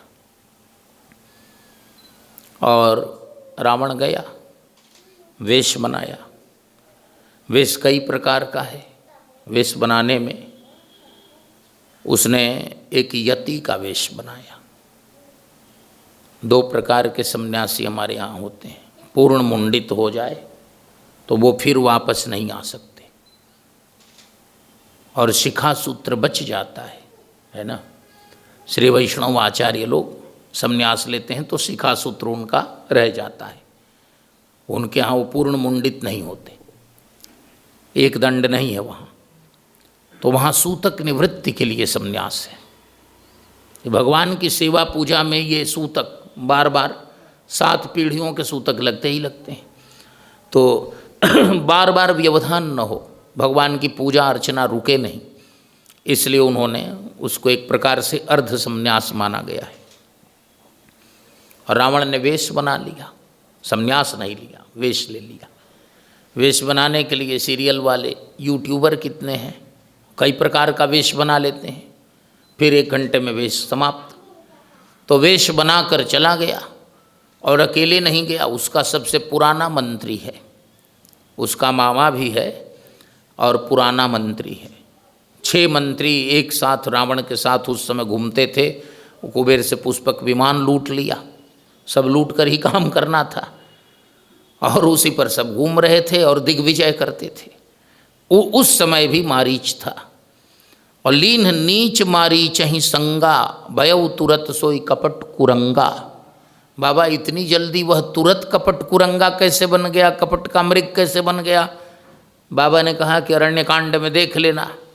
रावण ने बनारस के जो बड़े बड़े विद्वान लोग थे, संगीतज्ञ, तबला इत्यादि के, उनके साथ कहीं बाहर के किसी कलाकार की जुगलबंदी होती थी, तो पहले ही थोड़ा एक छुड़ा, है ना, हाँ दुगोला में ही, माने जुगलबंदी होती है ना। तो उन्होंने अभी वो शुरू किया मिलाना, तब तक इधर से उसको थोड़ा सा छुआ दिया। अब तो वो बेचारा पस्त उसी समय। तो रावण ने थोड़ी सी अपनी तलवार जो है मारीच से, मारीच प्रवचन करने लगा अरण्य कांड में विस्तार से। रावण ने कहा कि तुम्हें सोने का मृग बनना है। तो मारीच ने कहा कि देखो मृग बनने से कुछ भला होता तो मैं बन जाता, लेकिन मैं सोने का मृग बनूंगा तो मेरा क्या होगा, छोड़ दो, सोने की लंका नष्ट हो जाएगी। तो रावण ने कहा कि ये आया है ज्ञान देने, प्रवचन करने लगा, तो रुको इसकी बढ़िया से शिक्षा होनी चाहिए। बस उसने तलवार निकाला, कहा कि अब बताओ। तो मारीच ने कहा कि अब वही बनना ठीक है, 10-15 मिनट किसी भी तरह से जान बचेगी, ये तो तत्काल हो रहा है। तो इसलिए भयउ तुरत सोई कपट कुरंगा, तुरंत मरो नहीं तो कपट कुरंग बनो। तुरंत शब्द के लिए हमने थोड़ा रुक करके कहा कि आप लोगों का आह्लाद कर दें, है ना। लीन नीच मारी चहि संगा, भयउ तुरत सोई कपट कुरंगा, देर नहीं लगी। और करिछल मूढ़ हरि वैदेही, फिर यहाँ वैदेही शब्द लिख दिया, अर्थात तो देह में है ही नहीं, वो तो हैं अग्नि में, बिना देह वाली सीता का हरण किया, समझ गए। और प्रभु प्रभाव तस् विदित न तेहि इत्यादि, भगवान राम जो है मृग का वध कर दिए, उद्धार कर दिए। यहाँ मृग वध इसलिए है कि क्षत्रिय के लिए, राजकुमार के लिए मृगया शिकार। अब भगवान कहते हैं कि तुमसे खल मृग खोजत फिरहीं, एक मृग मिल गया। पहले से खल मृगों को खरदूषण त्रिशरा ये सब तो खत्म ही हो गए थे ना, खरदूषण त्रिशरा, हाँ, और ये सब, हाँ बाली ये भी है। और जहीं ताड़िका सुबाहु हति खंड हर कोदंड, खरदूषण त्रिशरा बधेऊ मनुज की यश बरिबंड, तो ये सब तो चले ही गए थे। अब ये बचा था, तो मृगवधि बंधु सहित हरि आए। यहाँ तक तो ठीक है। अब शिव जी लीला को देख रहे हैं। आश्रम देख नयन जल छा गए, पूरे नेत्रों में बादल छा जाते हैं। कभी कभी हम लोग जब देखते हैं काले काले बादल रहते हैं तो पता लगता है कि इनमें जल भरे हुए हैं। तो जब आश्रम में आए भगवान श्री राम तो नयन जल छाए, क्योंकि आश्रम जो है वो जानकी से हीन है। दोनों भाई आ रहे हैं। जब लक्ष्मण जी को उधर देखा तभी पता लग गया, अरे तुम यहाँ आ गए। कहा वहाँ उन्होंने रहने नहीं दिया। ये भारतीय स्त्रियों का परिचय है, चाहे सीता जी हों चाहे आजकल के हों, है ना। वहाँ उन्होंने रहने ही नहीं दिया। कहा कि तुम्हारे बहुत मरम वचन जब सीता बोला। लक्ष्मण ने कहा कि अब मैं क्या करता। राम जी ने कहा कि तुम्हें मेरी बात माननी थी कि उनकी बात। सबते सेवक धर्म कठोरा। वाल्मीकि रामायण का अरण्य कांड जब पढ़ते हैं तो पता लगता है कि इस विश्व में लक्ष्मण से बड़ा त्यागी कोई नहीं हो सकता और उतना बड़ा सहिष्णु कोई नहीं हो सकता। और सेवा कैसे होती है। राम जी ने कह दिया कि वहीं रहना है और सीता जी ने कह दिया कि वहाँ जाना है। और दोनों के बीच में कुछ देर उनकी बात माने, कुछ देर इनकी माने, तब तक रावण ने काम कर दिया। अब भगवान राम ब्लेम किस पर कर रहे हैं? लक्ष्मण पर। यहाँ छिपा लिया है इस विषय को, लेकिन अरण्य कांड में है, विस्तार से रामायण में है। ये सब है क्या? लीला। भगवान शिव देख रहे हैं कि कौन कौन सी भूमिका, कौन कौन से रोल कितनी पूर्णता के साथ कर रहे हैं, कितने मर्म स्थानों को छू रहे हैं। मृगवधि बंधु सहित हरि आए। देखिए कितनी जल्दी जल्दी प्रतिक्रिया हो रही है। समय हो गया क्या? अच्छा। आश्रम देख नयन जल छाए। समय का ध्यान ही हम लोगों को नहीं रहता है। हाँ, आश्रम देख नयन जल छाए। विरह विकल नर इव रघुराई। भगवान विरह में व्याकुल हो गए। नेत्रों में जल ही नहीं हुआ, अब विरहाग्नि तेज हो गई। उसने व्याकुल कर दिया। और खोजत विपिन फिरत दो भाई। यहाँ फिर संकेत कर दिया कि भाई कथा सुनते सुनते ये मत समझना कि नारी विरह दुख लहे हुआ पारा, है ना। विरह विकल नर इव रघुराई। ये नर इव लीला है, ये नर लीला नहीं है, नर की तरह लीला है, वे नर नहीं है, नरोत्तम है। और खोजत विपिन फिरत दो भाई, फिर आगे एक पंक्ति जोड़ दी, कबहूँ जोग वियोग न जाके, देखा प्रगट विरह दुख ताके, इत्यादि। जे मतिमंद विमोह बस। भगवान के इस चरित्र को जो जान ही परम सुजान, परम सुजान वो है जो अगस्त्य जी से कथा सुने, भगवान शिव से कथा सुने, और नहीं तो जे मतिमंद विमोह बस, हृदय धरहि कछु आन। अब इस चरम समय में जब कोई परम सुजान ही अति विचित्र रघुपति चरित जान ही परम सुजान, इसको कोई परम सुजान ही जान सकता, उसका आनंद ले सकता। इसी समय शंभु समय तेहि राम ही देखा, इसी समय भगवान शिव ने भगवान श्री राम का दर्शन किया। ये इस कथा का बहुत बड़ा आधार है। यदि भगवान शिव ने नहीं देखा होता तो बहुत से लोग आज भी कन्फ्यूज होते कि उस समय राम जी सचमुच में रो रहे थे। बहुत लोगों के मन में ये भी भाव आ जाता, लेकिन इसलिए बालकांड में ही इसको काफ़ी क्लियर कर दिया भरद्वाज महर्षि के सामने याज्ञवल्क्य जी ने। शंभु समय तेहि राम ही देखा, उपजा ही अति हरस विशेखा। सिनेमा में कोई रोने लगता है, मैंने देखा नहीं, सुना है, कोई रोने लगता है तो कई लोगों के हृदय पर आघात हो जाता है। और क्रिकेट में बड़े बड़े मैच में किसी किसी दिन तो लोग स्क्रीन फोड़ देते थे, ऐसा भी होता है, प्रतिक्रिया हो जाती है ना देखकर। लेकिन शिव जी राम लीला देख रहे हैं, और उस लीला को देखकर, कौन सी लीला, जब भगवान विरह विकल इव नर इव रघुराई, और उस स्थिति में देखा प्रगट विरह दुखता के, उस स्थिति में उपजा ही अति हर्ष विशेखा, विशेष हर्ष उत्पन्न हो रहा है। गोस्वामी जी विशेष कहते हैं, कोई ये न कह दे कि राम जी कल से सही वैष्णव का झगड़ा शुरू हो जाता, कोई ये कहता कि राम जी रो रहे थे तो ये सब हंस रहे थे, है ना। तो विशेष हर्ष, पहला विशेष हर्ष क्या है, कहा जिसकी कथा सुनी थी उसका दर्शन हुआ, ये विशेष हर्ष। और कभी से जिसके बारे में सोच रहा था कि मिल जाते काश इधर से दर्शन हो जाता, वो दर्शन हो गए, ये विशेष हर्ष। कई प्रकार से, चलो उनका रोने का काम है, हमारा आनंद लेने का काम है। तो भरी लोचन छवि सिंधु निहारी, कुसमय जान न कीन्ह चिन्हारी। दूर से ही भरी लोचन, भगवान मिले तो क्या करो, तो पहले नेत्रों से निहारो।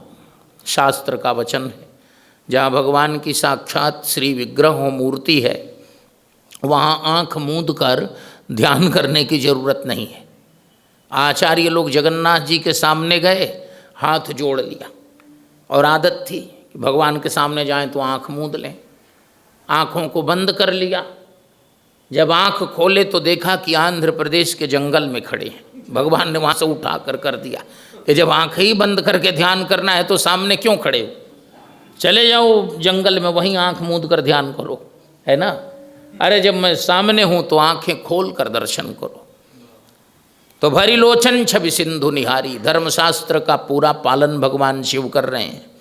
और भगवान जब मिलें तो ये तो नेत्र संत भगवंत के दर्शन के लिए ही हैं, तो निहार रहे हैं पूरे नेत्रों से। और कुसमय जान न कीन्ह चिन्हारी। अब कोई मंच पर अभिनय करे, उसका मित्र जाकर कहे कि वाह भाई तुमने तो ऐसा मेकअप किया है कि वो किसी की पहचान में नहीं आ रहे हो, तो ये अच्छा तो नहीं है ना। इसलिए कुसमय,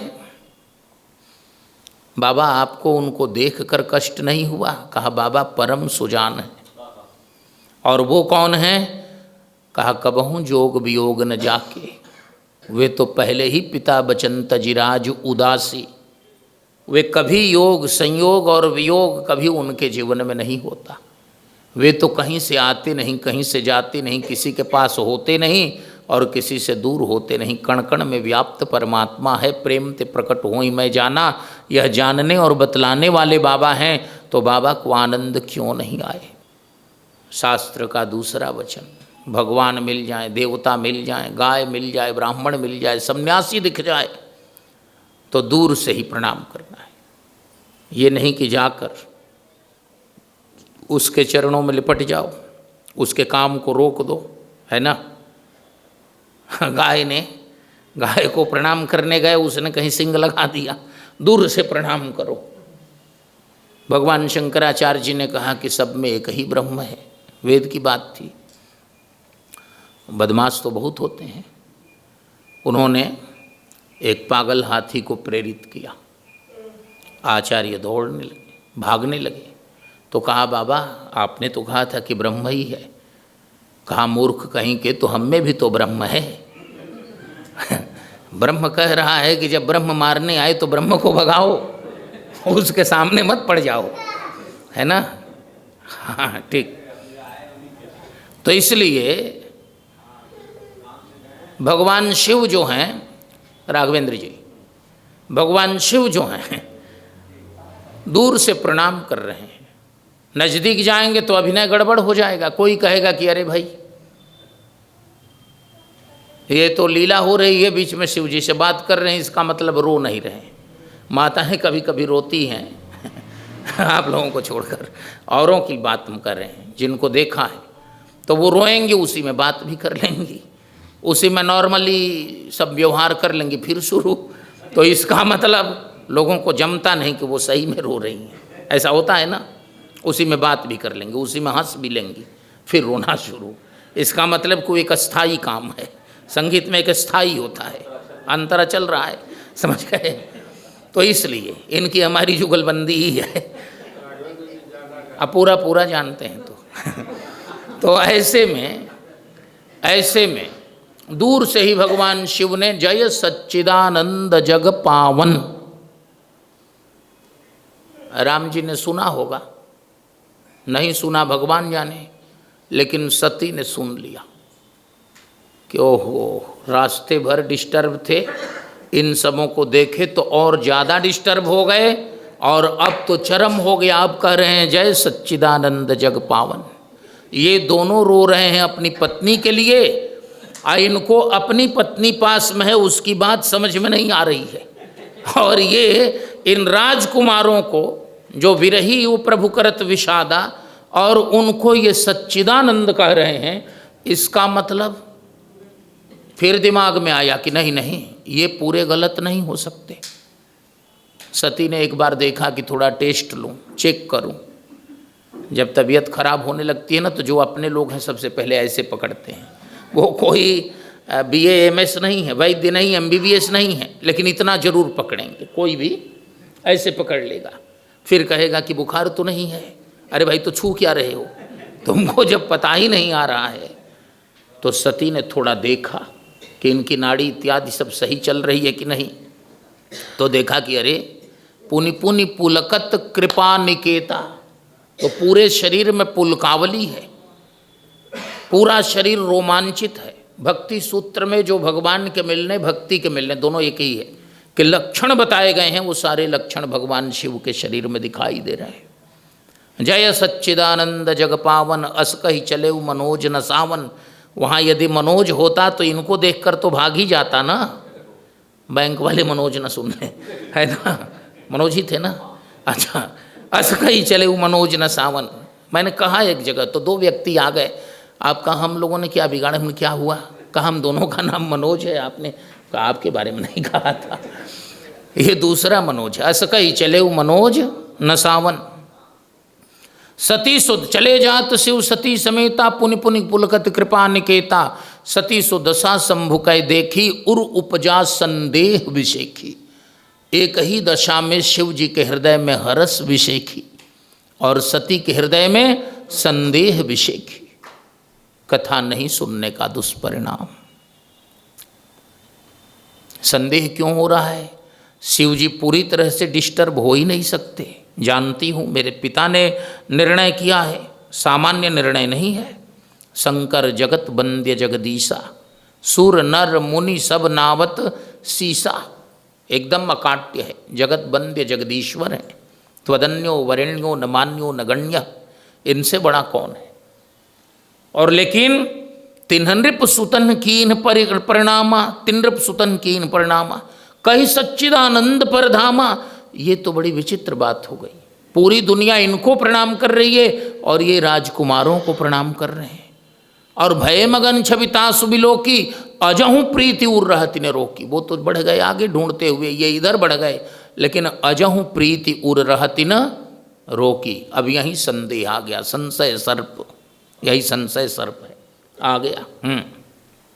ब्रह्म जो व्यापक बिरज अज अकल अनीह अभेद, बालकांड ही सती चरित्र, और वहाँ बालकांड ही व्यापक ब्रह्म निरंजन निर्गुण विनोद। ऊपर की पंक्ति दोनों का अर्थ एक है। असो की देह धरि होई नर जाहि न जानत वेद, और वहाँ सो अज प्रेम भगति बस कौशल्या के गोद। नीचे की पंक्ति का उत्तर वहाँ हो गया ना। तो सो की देह धरि होई नर जाहि न जानत वेद, ये संदेह है। प्रभु सोई राम की अपर को जाहि जपत त्रिपुरारि, यही संदेह है, यही संदेह सती को हो गया। सो की देह धर होई नर। अच्छा, यदि देह धारण कर लिया, मनुष्य बन भी गया, तो क्या उसका ज्ञान इतना कम हो जाएगा? सो सर्वज्ञ जथा त्रिपुरारी, खोजई सो की अज्ञ उनारी, ज्ञान धाम श्रीपति असुरारी। वे ज्ञान धाम हैं, वे अज्ञ की तरह स्त्री ढूंढेंगे और लोगों के सामने रोएंगे। और इधर फिर आ रहा है, शंभु गिरा पुनि मृषा न होई, शिव सर्वज्ञ जान सब कोई। अब संदेह का एक बूंद आ जाता है, एक बीज आ जाता है, तो अंकुर होता है।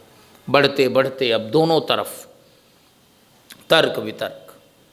एक विद्वान लोग हैं, अभी उनकी परंपरा देश में बहुत बड़ी है वृंदावन के।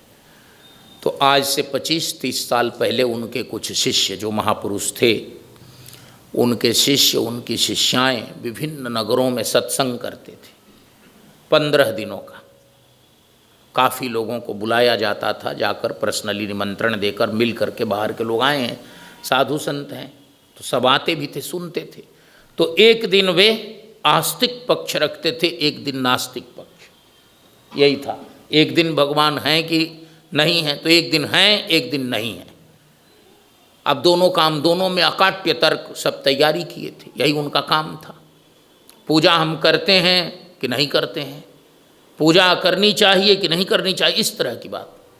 बढ़ते बढ़ते 11 दिन एक व्यक्ति ने लगातार सुना, आइए, तो मुझसे कहा, मेरे परिचित थे इसलिए कहा, मैं कोई प्रसिद्ध आदमी हूँ इसलिए नहीं, मुझसे परिचित व्यक्ति थे। उन्होंने कहा कि महाराज आज 11वां दिन है। दिमाग लगता है कि पूरी तरह से घूम जाएगा, समझ में नहीं आ रहा है कि क्या करें, क्योंकि रोज के इनके तर्क बड़े अकाट्य हैं। तो हमने कहा फिजूल सुनने पर यही होगा, वो तो अपनी संस्था का प्रचार कर रहे हैं ना। भगवान का जो प्रचार करेगा वो नास्तिकता का प्रचार क्यों करेगा? उसका परिमार्जन करेंगे ना हम, और जो आएगा नास्तिक उसका हम उत्तर देंगे। और उसके पक्ष को भी एक दिन रखें, एक दिन अपने पक्ष को रखें, तो दोनों पक्ष रखते रखते धीरे धीरे, इसी को कहते हैं ब्रेन वाश, है ना। वाश माने, अच्छा बढ़िया से धो दीजिए मोटे पाइप से, तो कुछ बचेगा वहाँ, क्या होगा, है ना। ब्रेन तो कहा कि वाश से बढ़िया ब्रेन का नाश है, खत्म ही हो गया। तो ऐसी स्थिति नहीं होनी चाहिए। अब एक संशय का बीज आया, अब दोनों तरफ पक्ष विपक्ष। शिव जी भी गलत नहीं हो सकते, और मेरा मन कह रहा है कि ये गलत कर रहे हैं, बात क्या है। अब पक्ष विपक्ष दोनों चलते चलते सती ऐसी स्थिति में आ गई कि अब वो कुछ कह नहीं सकती, कुछ कहने की दशा अब उनकी खत्म हो गई, एकदम मौन हो गई। ज़्यादा कन्फ्यूजन, ज़्यादा दिमाग पर मनोरोगी क्या करते हैं, शून्य में चले जाते हैं। आजकल उसे डिप्रेशन इत्यादि बोला जा रहा है।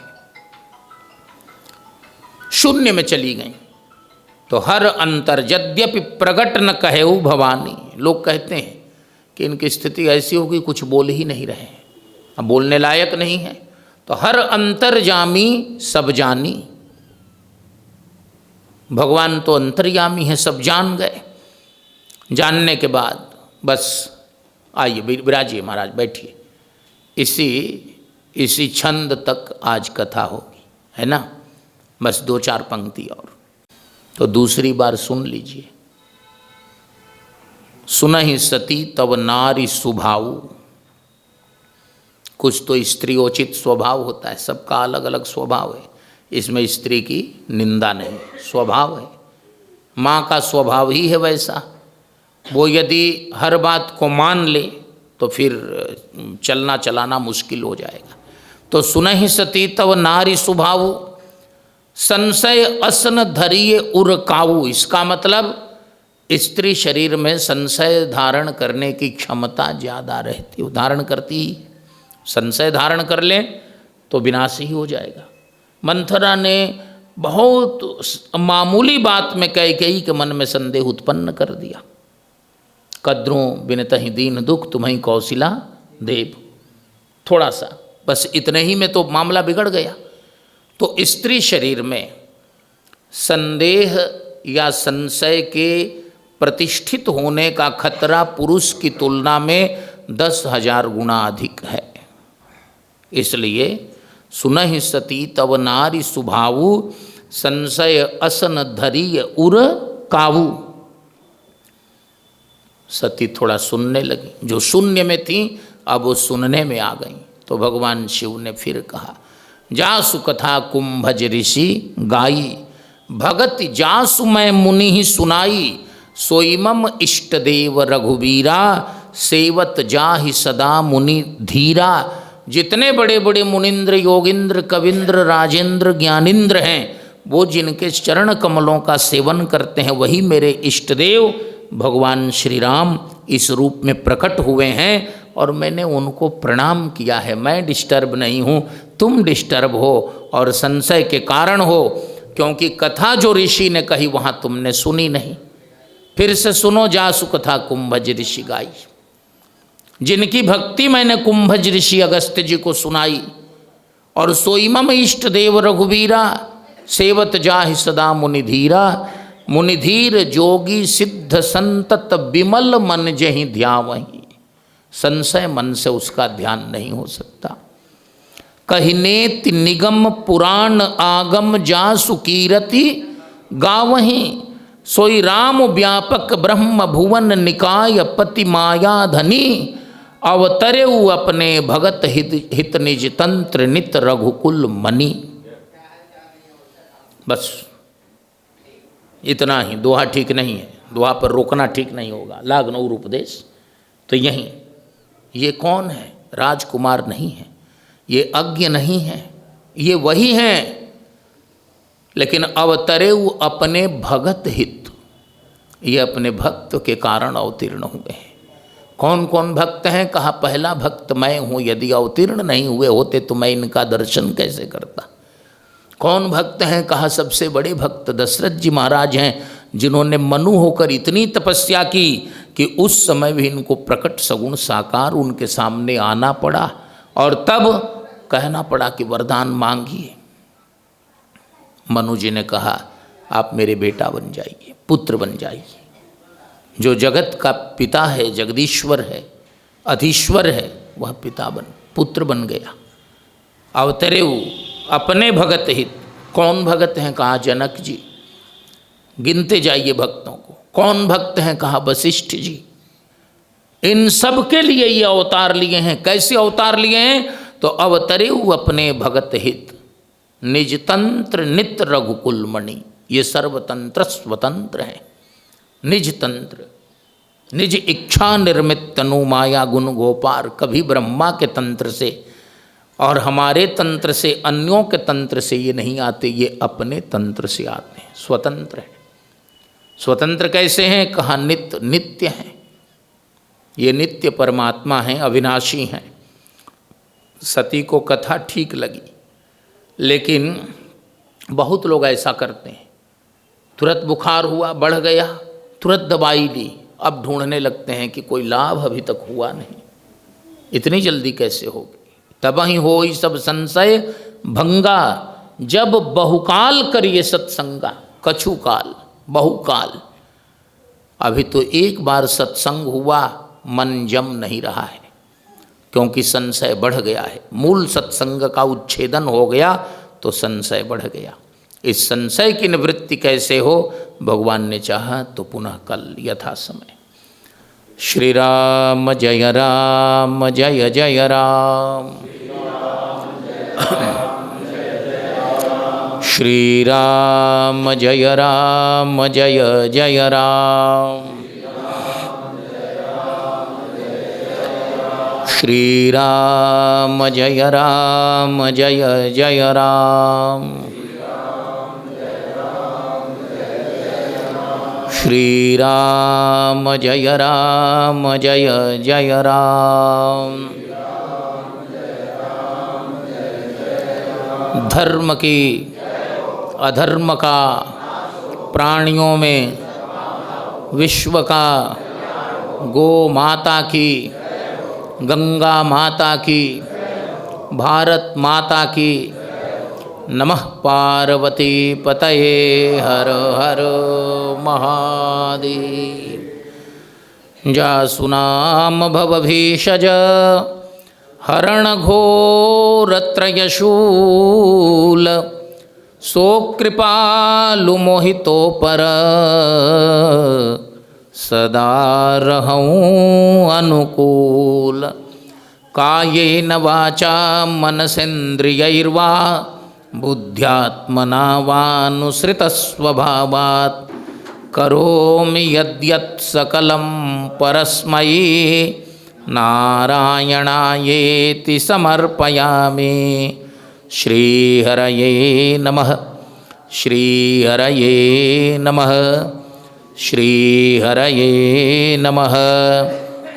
स्वस्त्यस्तु विश्वस्य खलः प्रसीदतां ध्यायन्तु भूतानि शिवं मिथो धिया मनश्च भद्रं भजता दधोक्षजे आवेश्यतां नो मतिरप्यहैतुकी।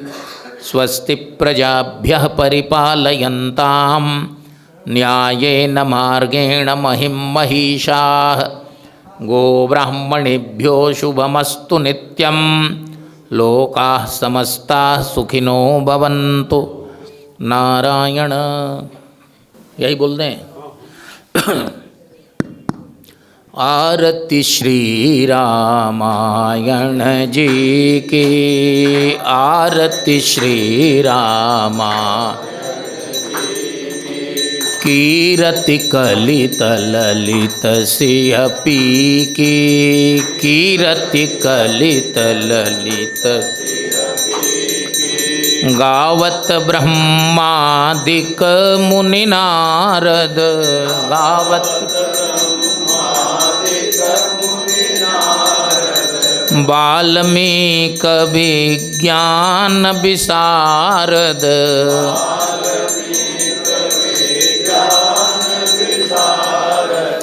सुख सनकादिशेष अरु सारद। सुख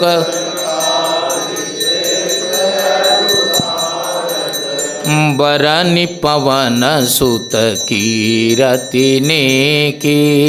बरनि पवन सुत कीरति नेकी। आरती श्री रामायण जी की। आरती श्री रामायण जी की। कीरति कलित ललित सिंह पी की। कीरति उसको निकाल दिया जाए, उसको निकाल ही दिया जाए। गावत वेद पुराण अष्टदश। गावत वेद पुराण अष्टदश। छवो शास्त्र सब ग्रंथन को रस। छवो शास्त्र सब मुनिजन धन संतन को सरबस। मुनिजन सार अंश सम्मत सबही की। सार अंश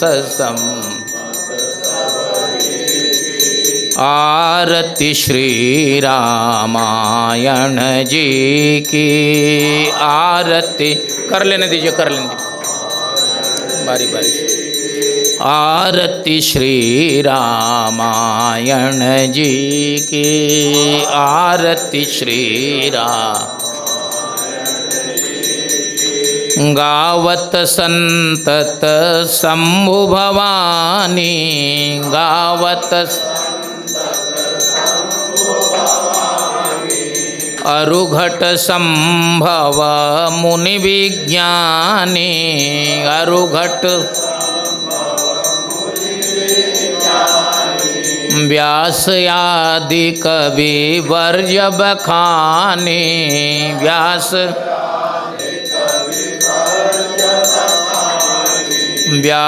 आदि कवि वर्ज बखानी, व्यास काग भुसुंडी गरुड़ के ही की, काग भुसुंडी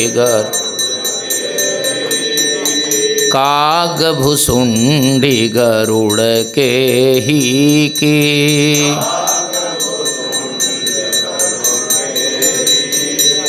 आरती श्री रामायण जी की,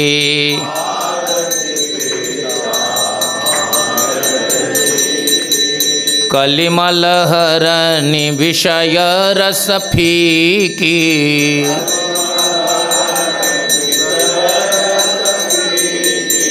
सुभग सिंगार मुक्ति जुबती की,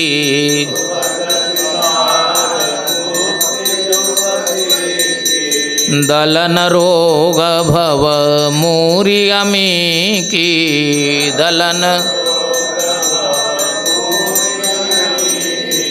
तात मात सब विधि तुलसी की, तात मात सब आरती श्री रामायण जी की, आरती श्री राम